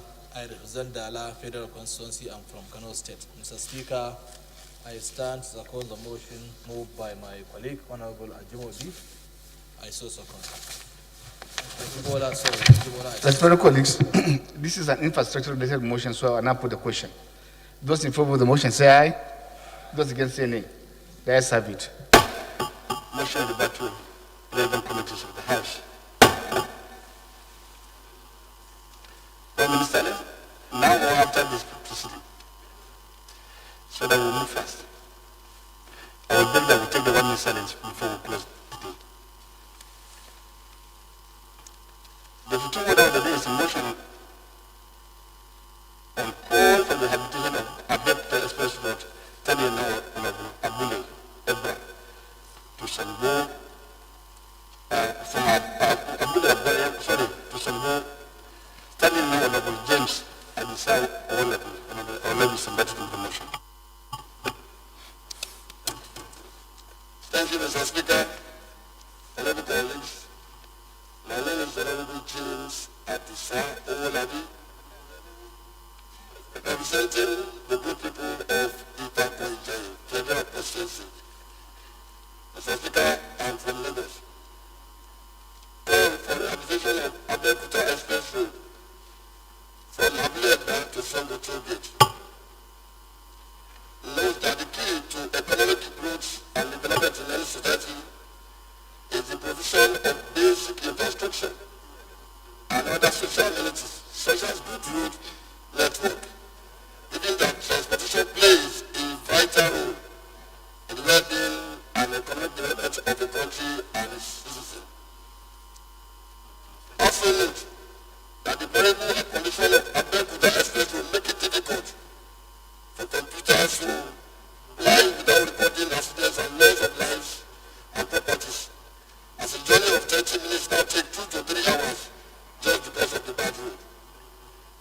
Aware that the road accommodates more than 300 vehicles and more than 1 million people, with goods running to millions of tons daily, being one of Nigerian economic roads that is strategic for providing the required connectivity between producers and marketers.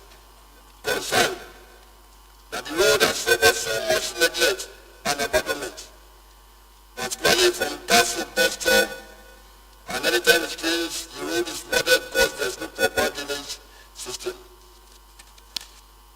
Also concerned, Mr. Speaker, that armed robbers, kidnappers, bandits, and other criminals alike have continued to carry out their dastardly acts on commuters at the positions on the road, thereby causing mayhem on the people plying the road.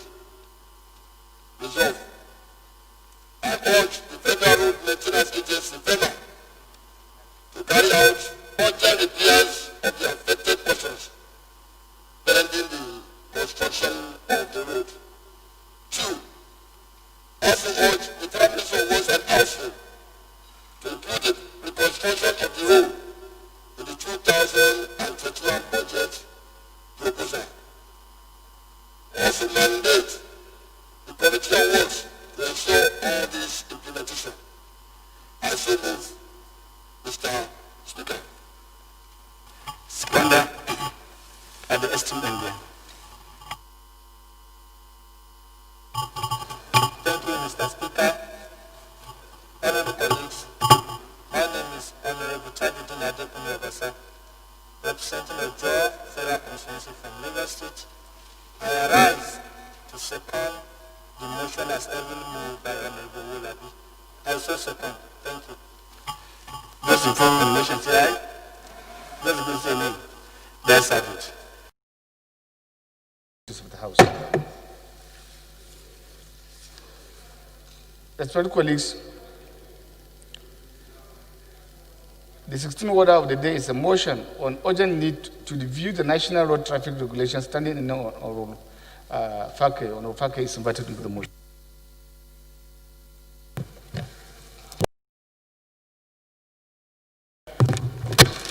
My name is Honorable Femi Fake, and I rise to move. My name is Fake from Osun State, representing Ila, Bodwadwan, Federal Constituency. I rise to move a motion for the urgent need for a review of the national road traffic regulations.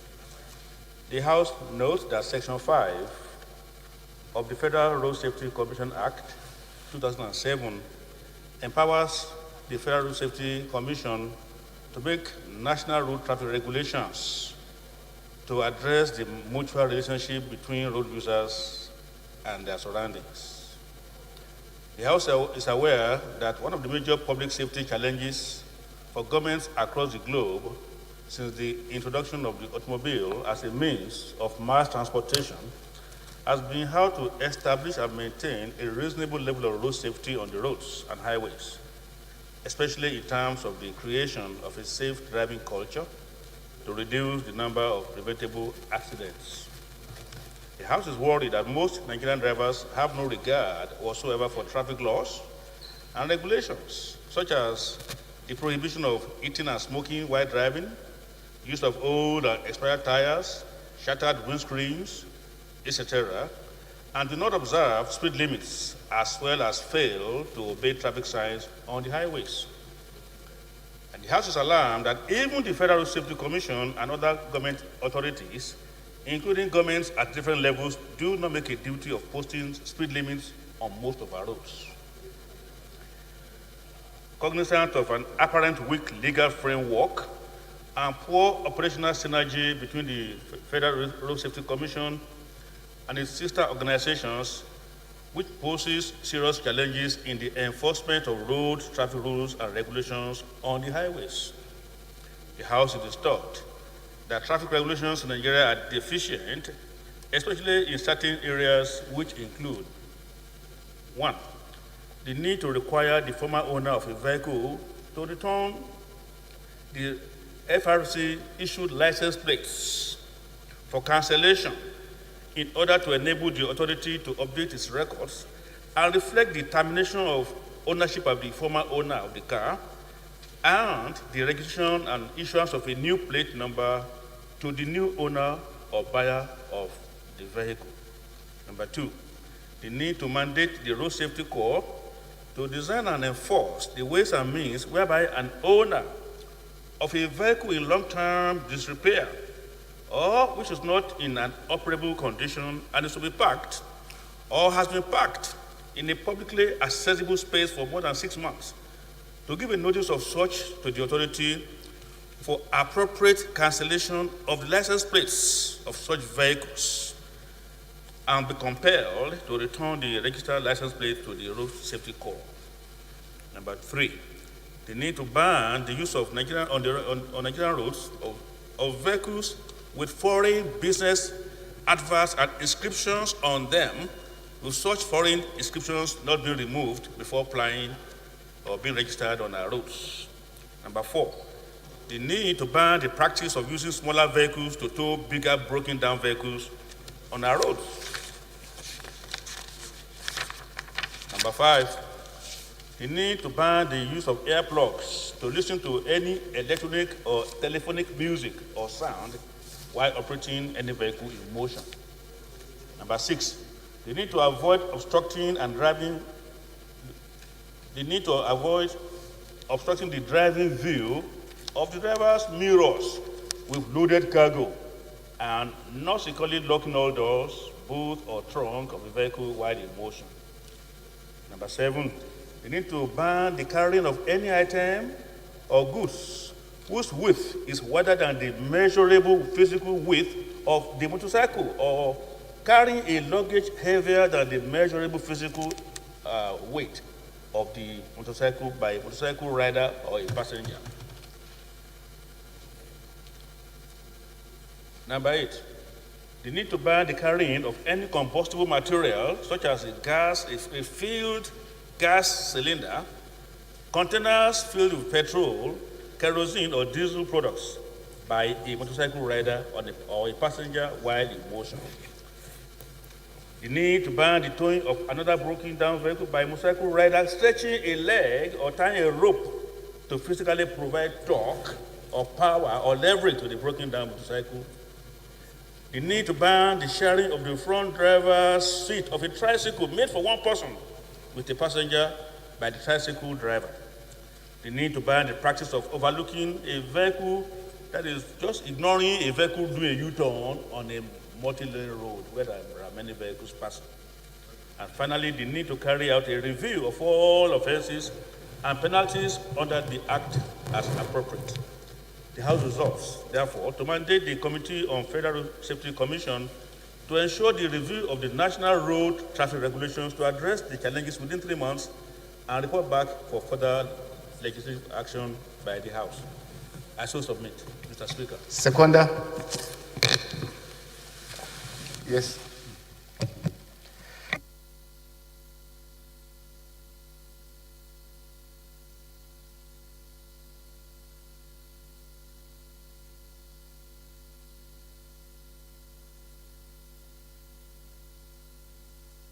Respected colleague, I believe this is a very straightforward motion, very elaborate through the very lengthy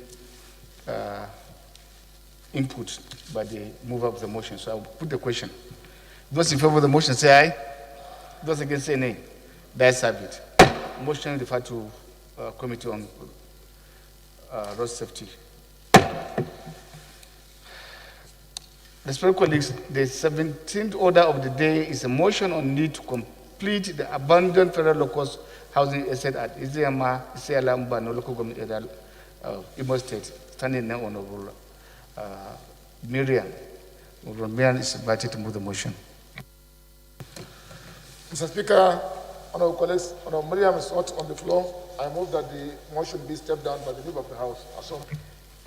Motion stepped down by the leave of the House. Respected colleagues, the 19th order of the day is consideration of a bill for an act. The 18th order of the day is the motion need to rehabilitate Kwale, Ogume, Obiaruka, Umutu, Agbo, Federal Road, standing now Honorable Osai. Honorable Osai is invited to move the motion. I told you. Thank you, Mr. Chairman, Mr. Speaker, distinguished honorable colleagues. I remain Honorable Osai, Nicholas Osai. I represent the local Kwani Federal Constituency of Delta State. Mr. Speaker, I move the House note that the road starting from Kwale continuing thence to Umutu and terminating at Agbo on truck A232 was on October 1st, 1974 described and specified by Federal Highway Declaration Order Number 2 as a federal highway with highway number F224 in the east-western route of the federal highways in Nigeria. Also note, Mr. Speaker, that the road traversed two major federal constituencies of Ndoko Okwani and Eka federal constituency that already had established functional institutions such as Delta State University Campus, Novena University, Marine Technology, College of Education, School of Nursing, Agbo, etc. Aware that Ndukwa land is an oil and gas producing area, and the federal road is a major feeder to Onitsha, Benin, and Warri, Asaba Express Road that drives heavy-duty trucks with petroleum products and vehicular movement of people, conveying indigenous acts of women, woven baskets, metal works, and sculptures to the southeastern and northern Nigeria. Observe, Mr. Speaker, that in the last 46 years of the construction of the road by the federal government, there has not been any rehabilitation or reconstruction of the face section, which has become heavens for hoodlums and armed robbers who have constantly left tales of woes on road users, with so many people losing millions of naira and their precious lives. Also aware that the Nduka Nation is a place where crude oil is being exploited, and it is the only oil, gas, and producing area in Nigeria whose people that does not engage in militancies and destruction of oil facility as a way of expressing their frustrations and marginalization in the oil exploration process and implementation of federal character policy in Nigeria. Resolved, Mr. Speaker, distinguished honorable colleagues, to urge the Federal Road Maintenance Agency to urgently embark on reconstruction or rehabilitation of the road and report back to the House. I so move, Mr. Speaker. Kwanda, leader, I know it's a Delta affair, but I think it will do us good to have a national spirit. Yes, sir. Thank you, Mr. Speaker. Honorable colleagues, my name is Honorable Bukar Gana Kareto, member representing Abodam, Guzamala Kufa, and Mobile Royal Constituency. Mr. Speaker, I'm from Borno State. I'd like to second the motion heavily moved by Honorable Osai Osai. I so second. It is an infrastructure motion, colleagues, so I put the question. Those in favor of the motion say aye.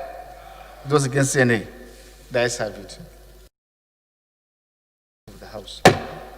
The 19th order of the day is consideration of a bill for an act to repeal the Arbitration and Cancellation Act (CAP) A18 Laws of the Federation of Nigeria 2004 and enact the Arbitration and Mediation Bill to provide a unified legal framework for the fair and efficient settlement of commercial disputes by arbitration and mediation, make applicable and convention on the recognition and enforcement of foreign arbitral awards, New York Convention, to any award made in Nigeria or in any contracting state arising out of international commercial arbitration, the Convention on the International Settlement Agreement resulting from mediation, the Singapore Convention, and the related matters.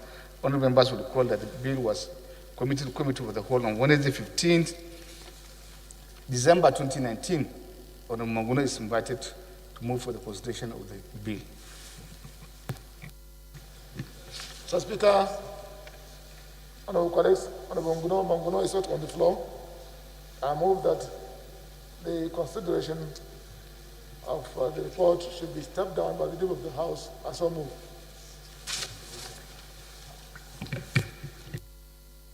Consideration of the bill stepped down by the leader of the House. Respected colleagues, the 21st order of the day, the 20th order of the day is consideration of the bill for an act to provide the establishment of Institute of Environmental Practitioners of Nigeria and for related matters. Honorable members will recall that the bill was committed to Committee of the Whole on Wednesday, 9th October 2019. Honorable Makwel Levinus is invited to move for the consideration.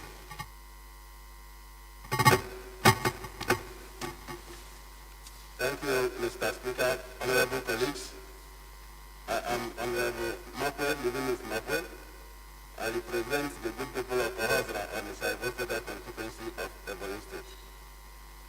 Mr. Speaker, I rise to move for the consideration by Committee of the Whole of a bill for an act to provide for the establishment of the Institute of Environmental Practitioners of Nigeria. I so move, Mr. Speaker.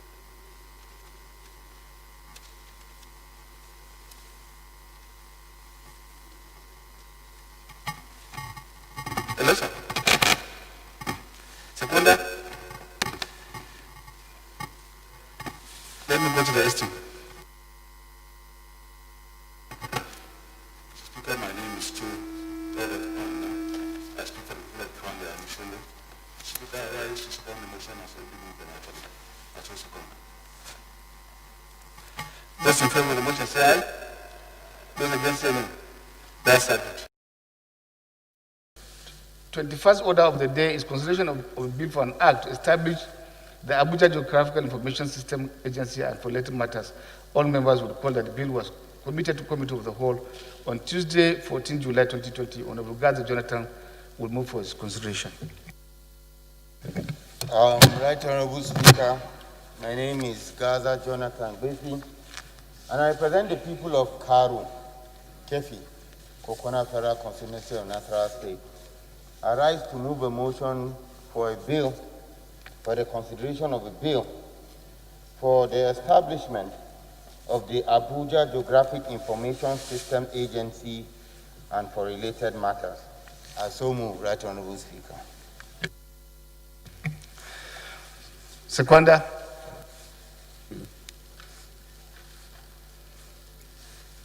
Environment.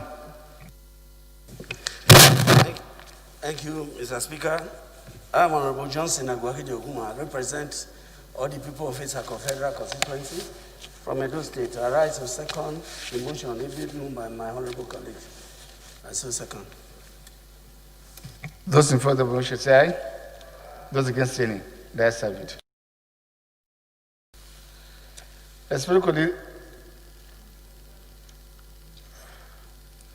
the 22nd order of the day is consideration of a bill for an act to provide for the protection of plant varieties to encourage investment in plant breeding and crop variety development, to establish a plant variety protection office for the promotion and increased staple crops production for smallholder farmers in Nigeria and for related matters. Now, on one member of call that the bill was committed to the Committee of the Whole on Thursday, 2nd July 2020, on Manil.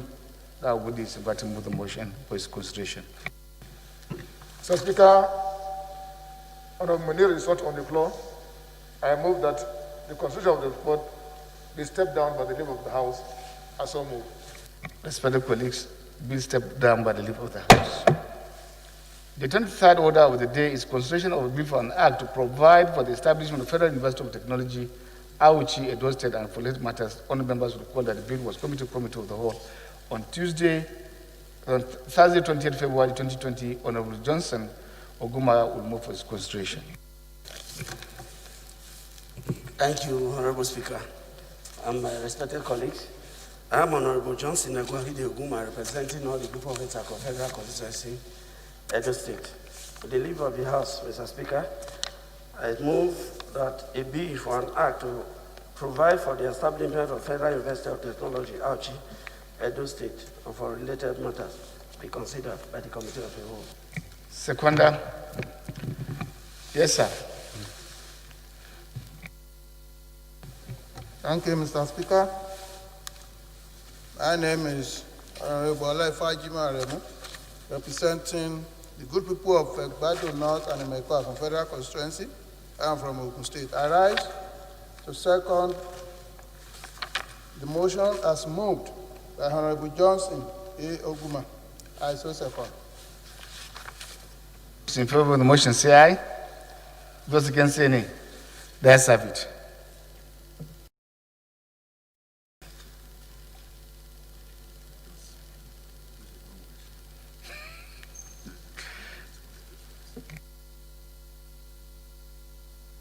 Approach the chair. Approach the chair. The Polytechnic. So one will come, just jump in. That's what, take a seat, Kumo. My attention was brought to something, I thought it was your own committee. Take your chair, go take your chair.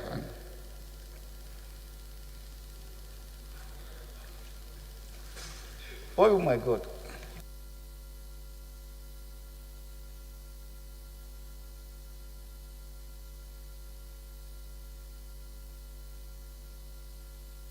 Respected colleagues, the 24th order of the day is consideration of Conference Committee report on a bill for an act to repeal the Police Act Cap P19 Laws of Federation of Nigeria 2004 and enact the Nigerian Police Bill 2020 to provide the framework for the police force and ensure cooperation and partnership between the police and host communities in maintaining peace, protecting lives and property, and for related matters.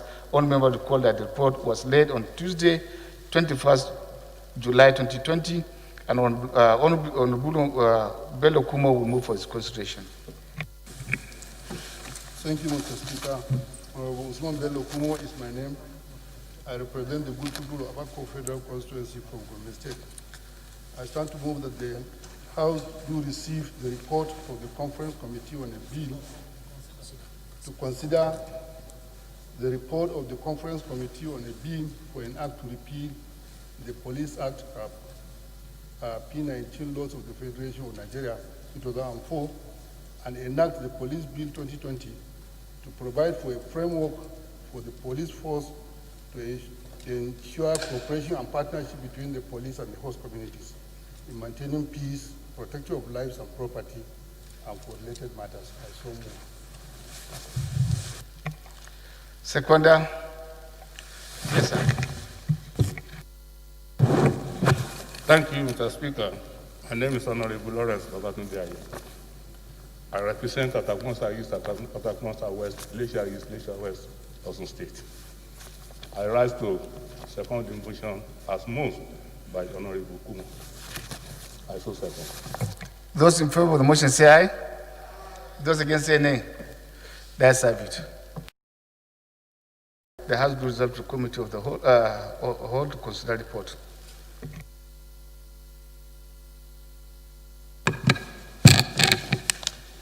Thank you, Right Honorable Speaker. My distinguished honorable colleagues, Honorable Ado Dogwa is my name. Mr. Speaker, honorable members, I represent Dogwa Tulumada Federal Constituency from Kano State. I rise to move that this House do resolve into Committee of the Whole to consider reports. Mr. Speaker, honorable members, I respectfully move.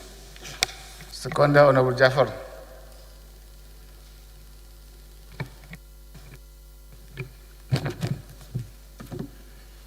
Thank you, Honorable Speaker. Honorable Jafar Abubakar Magaji is my name.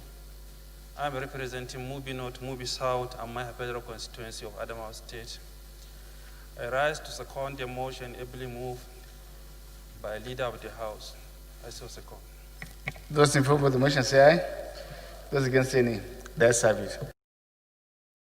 It's hereby resolved to Committee of the Whole to consider report.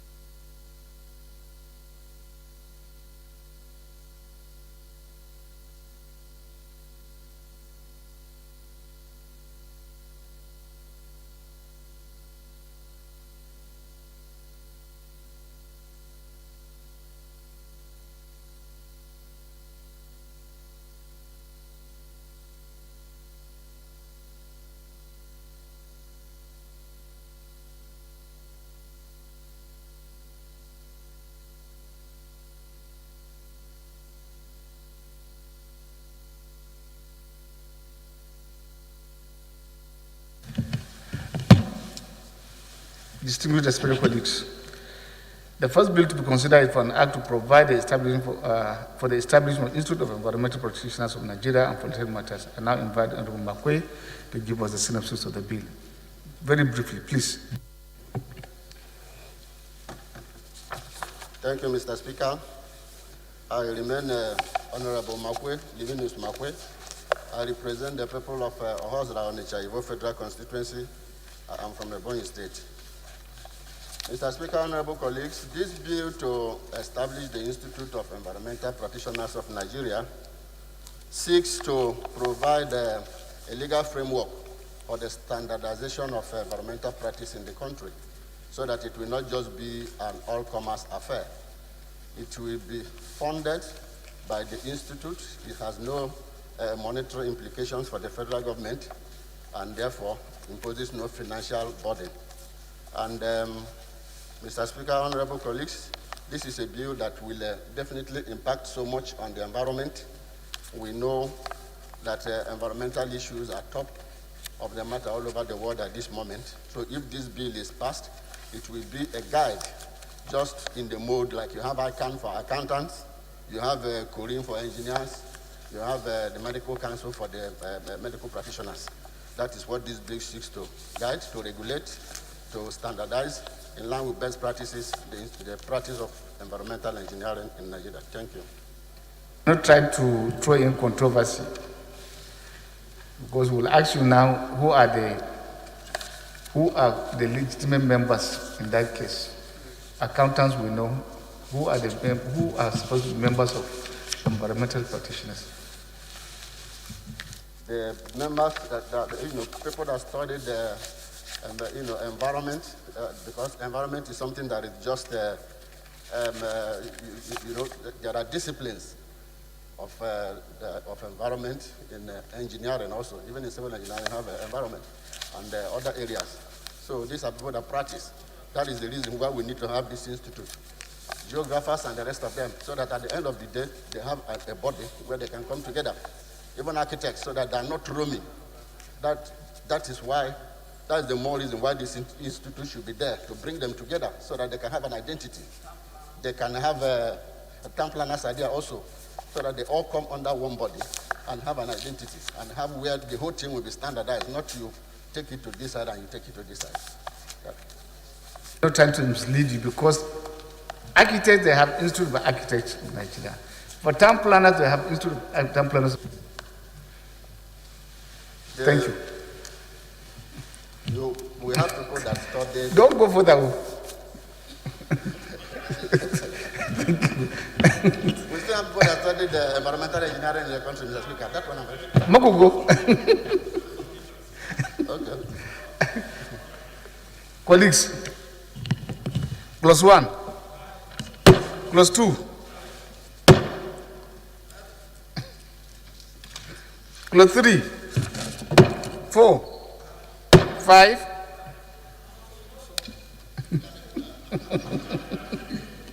5. It's not on carrots. 6. Carrots.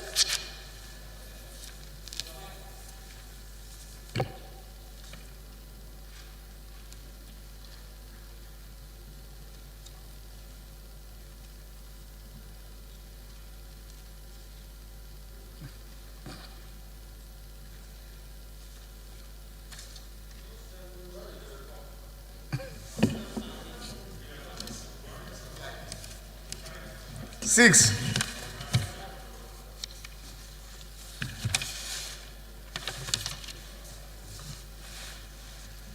Where is 6?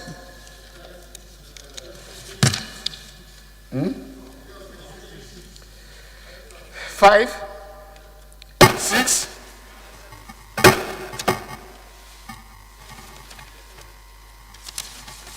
7. 8.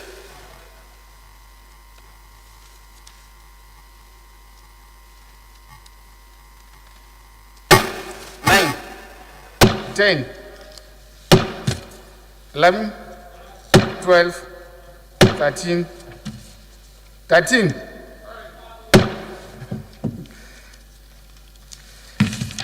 14, 15,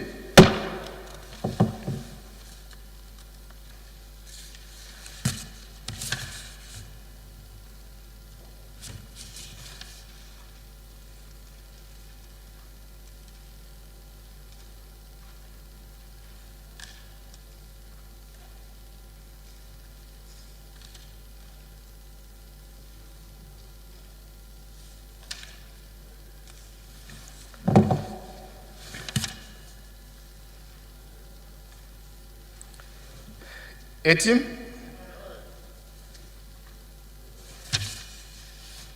no, 16, 17.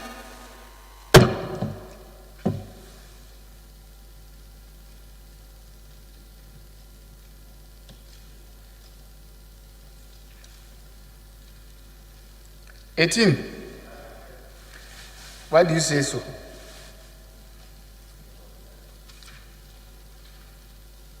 Makwe?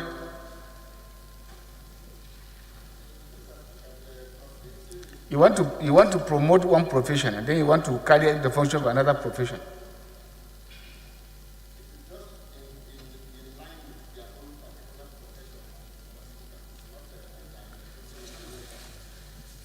Is it what you find in other agencies, other related institutes?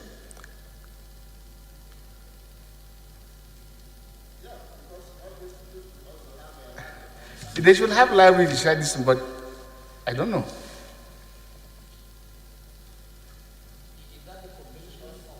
Thank you.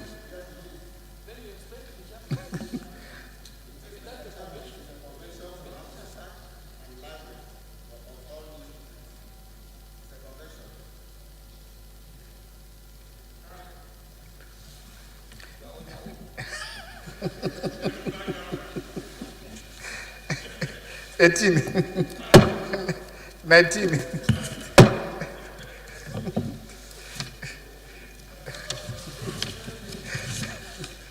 $20, $21, $13. Schedules. Long title. Explanatory memoranda.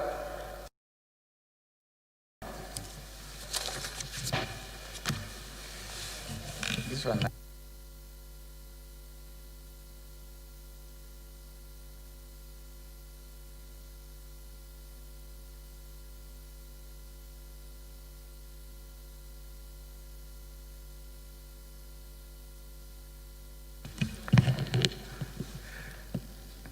You don't want us to have revenue. This is a revenue-based bill. The third bill, second bill,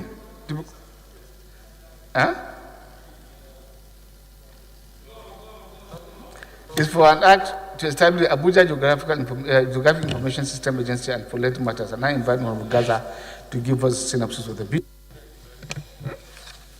Honorable Speaker, honorable colleagues, my name is Gaza Jonathan Befi, and I rise to move for the consideration of the report for a big synopsis. In line with developing trends in the developed world, there is need to have an organization that will use geospatial data infrastructure to bring about proper administration of land and other related matters within the Federal Capital Territory. This bill serves to give legal backing to such an establishment that will bring about the smooth running and administration of such activities in the Federal Capital Territory. I so move.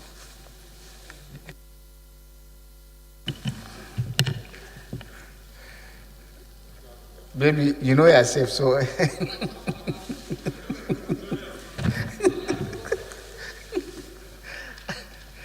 Colleagues, clause 1, clause 2.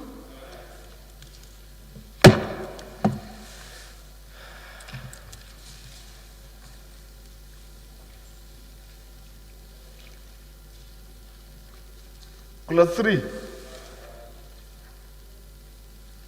Is this a number incorrect? 3.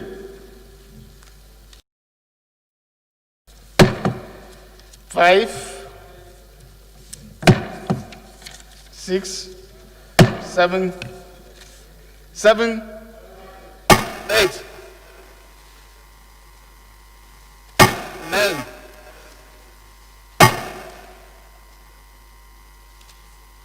10, 11, 12, 13, 14, 15, 16. That's 16. That's 7. That is 14. That's 6. I'm not just putting my double. I'm following what I'm doing. 18.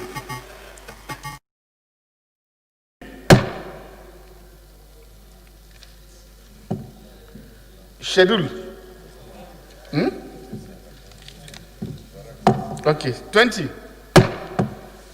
The schedules. Schedule. No explanatory memoranda. Long title.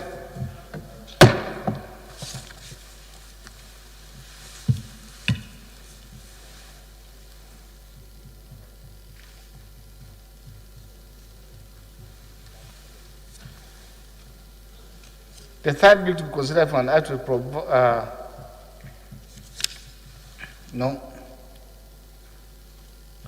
The third bill to be considered for is a bill for to provide the establishment of Federal University of Technology, Auchi, Edo State, and related matter. And I invite Honorable Johnson to give us a synopsis. 30 seconds. Thank you, Mr. Chairman, and my respected colleagues. I'm Honorable Johnson Agwahide Oguma. I represent all the people of Etako Federal Constituency, Edo State. Mr. Chairman, sir, you recall that this bill seeks to upgrade Federal Polytechnic Auchi to Federal University of Technology. And it was a bill that was passed in the 8th Assembly while waiting for concurrence at the same time, and there was no negative from the Senate. So that is the general synopsis. It just came back for reconsideration. Thank you, Mr. Speaker. Mr. Chairman.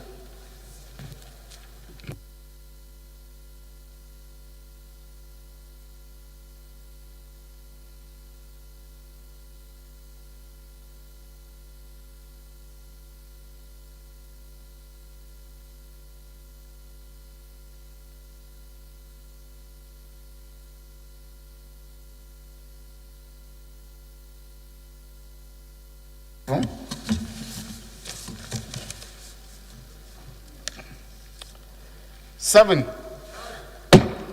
8, 10, 11, 12, 13, 14, 15,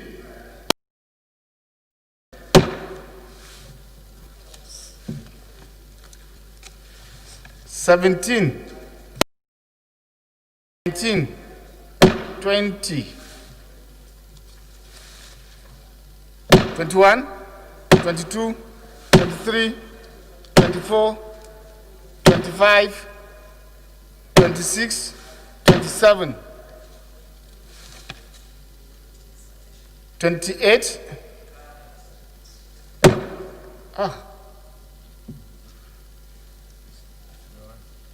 Yes.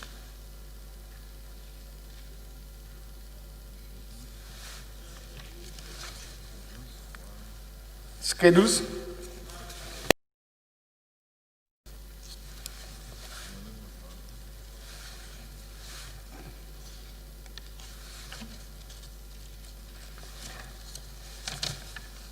Explanatory memorandum, sorry. Long title.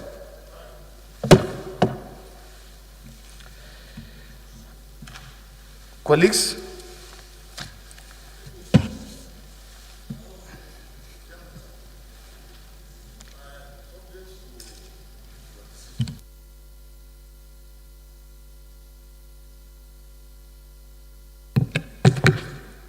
Mr. Chairman, honorable colleagues, subject to the decision of this body, I saw something at page 6. We have already passed it, but depending on your decision, page 6 of the first one we considered, that is the one on environmental practitioners, he was referring to them as a FIEPN, then they put honorable in front of it. I don't know why they need to do that. Is it not enough that it is FIPEN, page 6, sir, 5D? And I just wonder how jealously we should guard that HON. It's there, sir. Where is it? Mr. Chairman, honorable colleagues, that is membership. It's on membership. All membership, you have honorary members, you have fellows of the institute, you have honorary. So, yes, FIPN is Fellow, Institute of Environmental Professionals of Nigeria. That's what it is. He Honorary. put HON.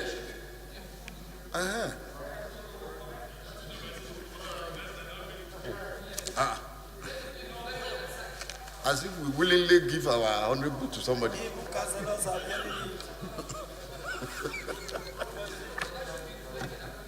Yes, please. Yes. Yeah. So that there will be peace. It's okay. But I don't know why you cannot.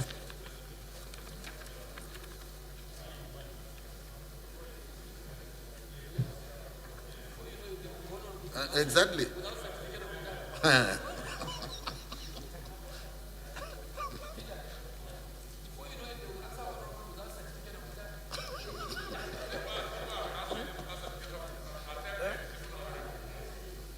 Oh, your microphone. Oh.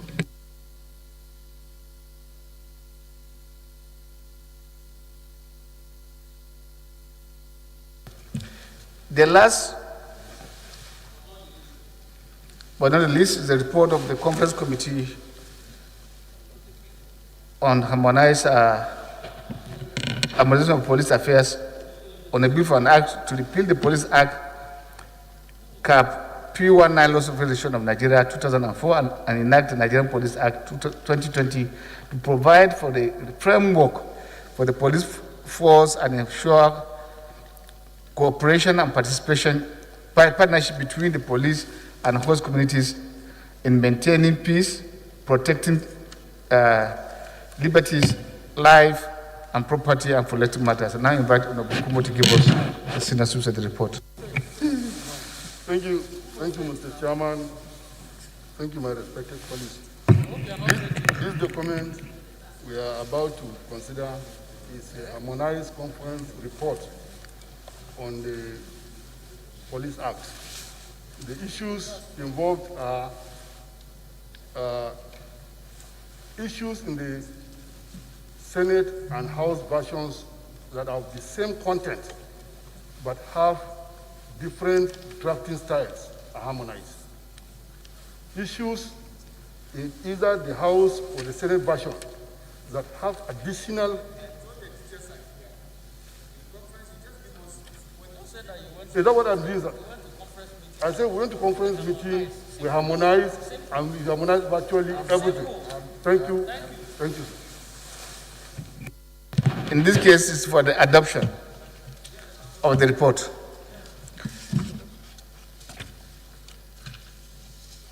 Yes, sir. Move for the adoption. Yes, sir. Chairman, I remain Honorable to be Godwin Elmelu, and I represent the good people of Anyochoshmuli Federal Constituency. I am from Delta State. I move that we adopt the conference committee report. I so move. Yes, sir. Kuma, you want to require a motion? Yeah. Thank you, Mr. Chairman. I'm Honorable Lawrence Babatunde Ayeni. I'm from Malaysia West, Malaysia East, Ataponsa West, Ataponsa East, Osun State. I hereby support the motion moved by the Honorable Emile.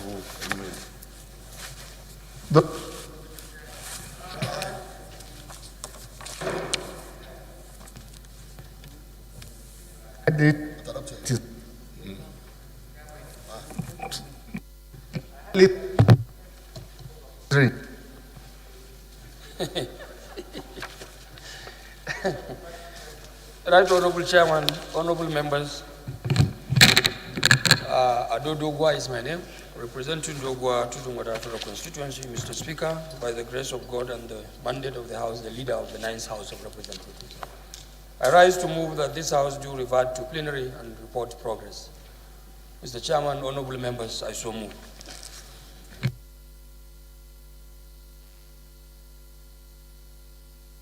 Right, Honorable Speaker, Honorable colleague, Father Jonathan Gbefi, representing Nasarawa State, I move to second the motion by the leader of the House.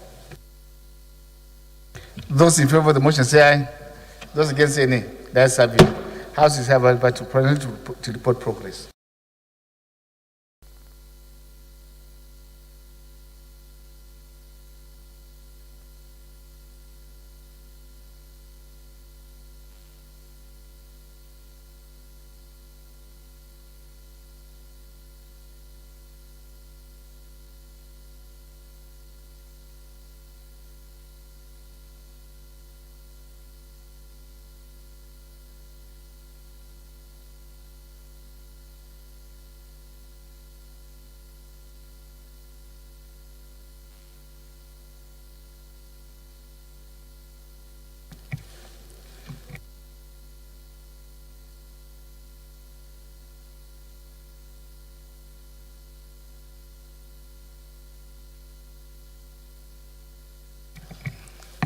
Very distinguished, respected colleagues, the House in Committee of the Whole considered the report on a bill for an act to provide for the establishment of Institute of Environmental Protection of Nigeria and for related matters, and approved clauses 1 to 23, the schedules, the explanatory memoranda, and the long title of the bill.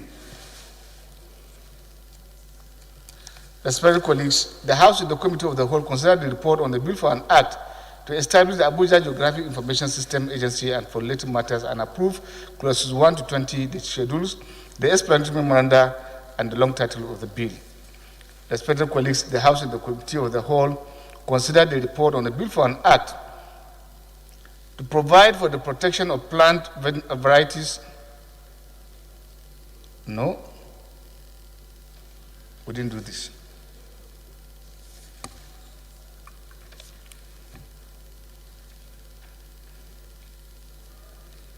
We didn't do this.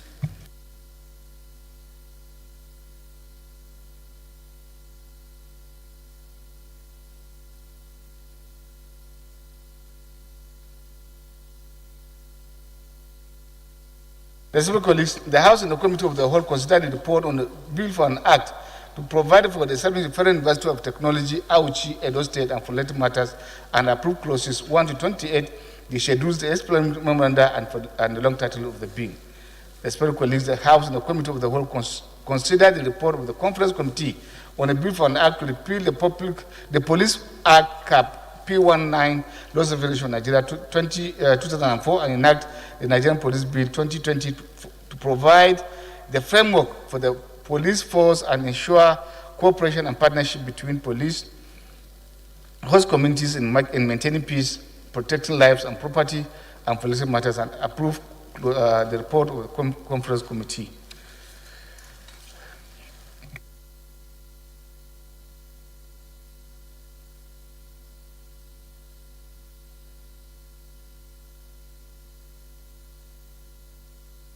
Yes, Leader, leave for the adoption of the report of the Committee of the Whole. Thank you, Right Honorable Speaker. Honorable members, I rise to move that this House to adopt the report of the Committee of the Whole as narrated. Your Excellency, Mr. Speaker, honorable members, I so move.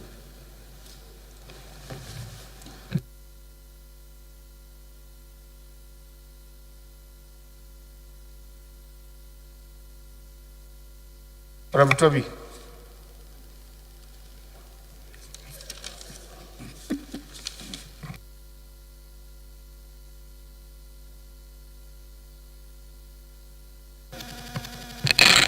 Mr. Speaker, honorable colleagues, I hereby support the motion. So moved. Sir, you say? I didn't hear you. I said I hereby support the motion last moved.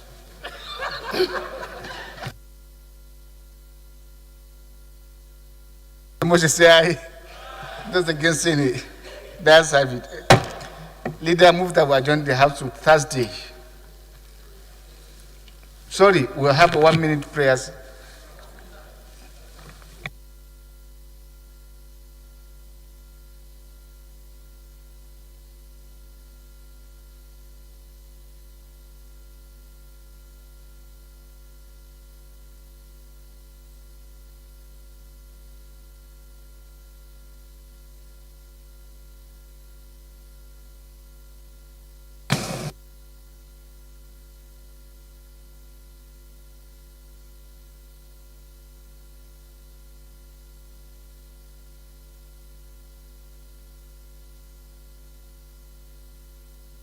Of the party, present person, please. Leader, move that the House for the approval of the votes and proceedings of today. Thank you, Right Honorable Speaker, honorable members. I rise to once again move that we adopt votes on proceedings of today for obvious legislative proceedings. Mr. Speaker, honorable members, I so move.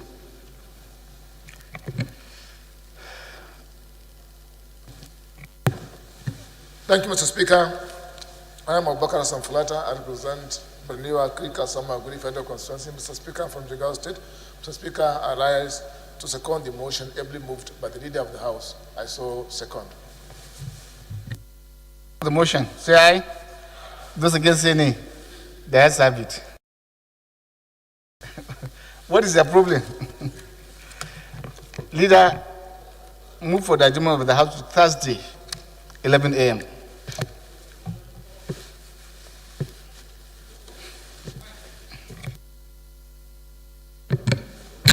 Thank you, Right Honorable Speaker, honorable members.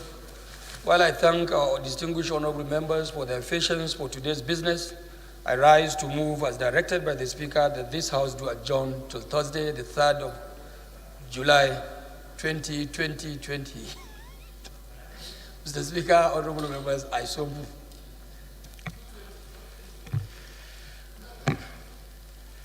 Honorable Jha.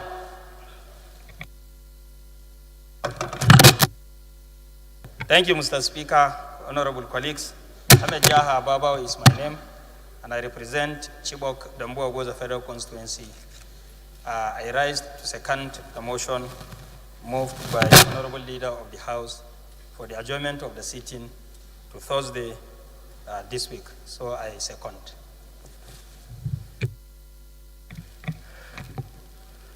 Those in favor of the motion say aye. Those against say nay. The ayes have it. Adjourn to Thursday, 11 a.m.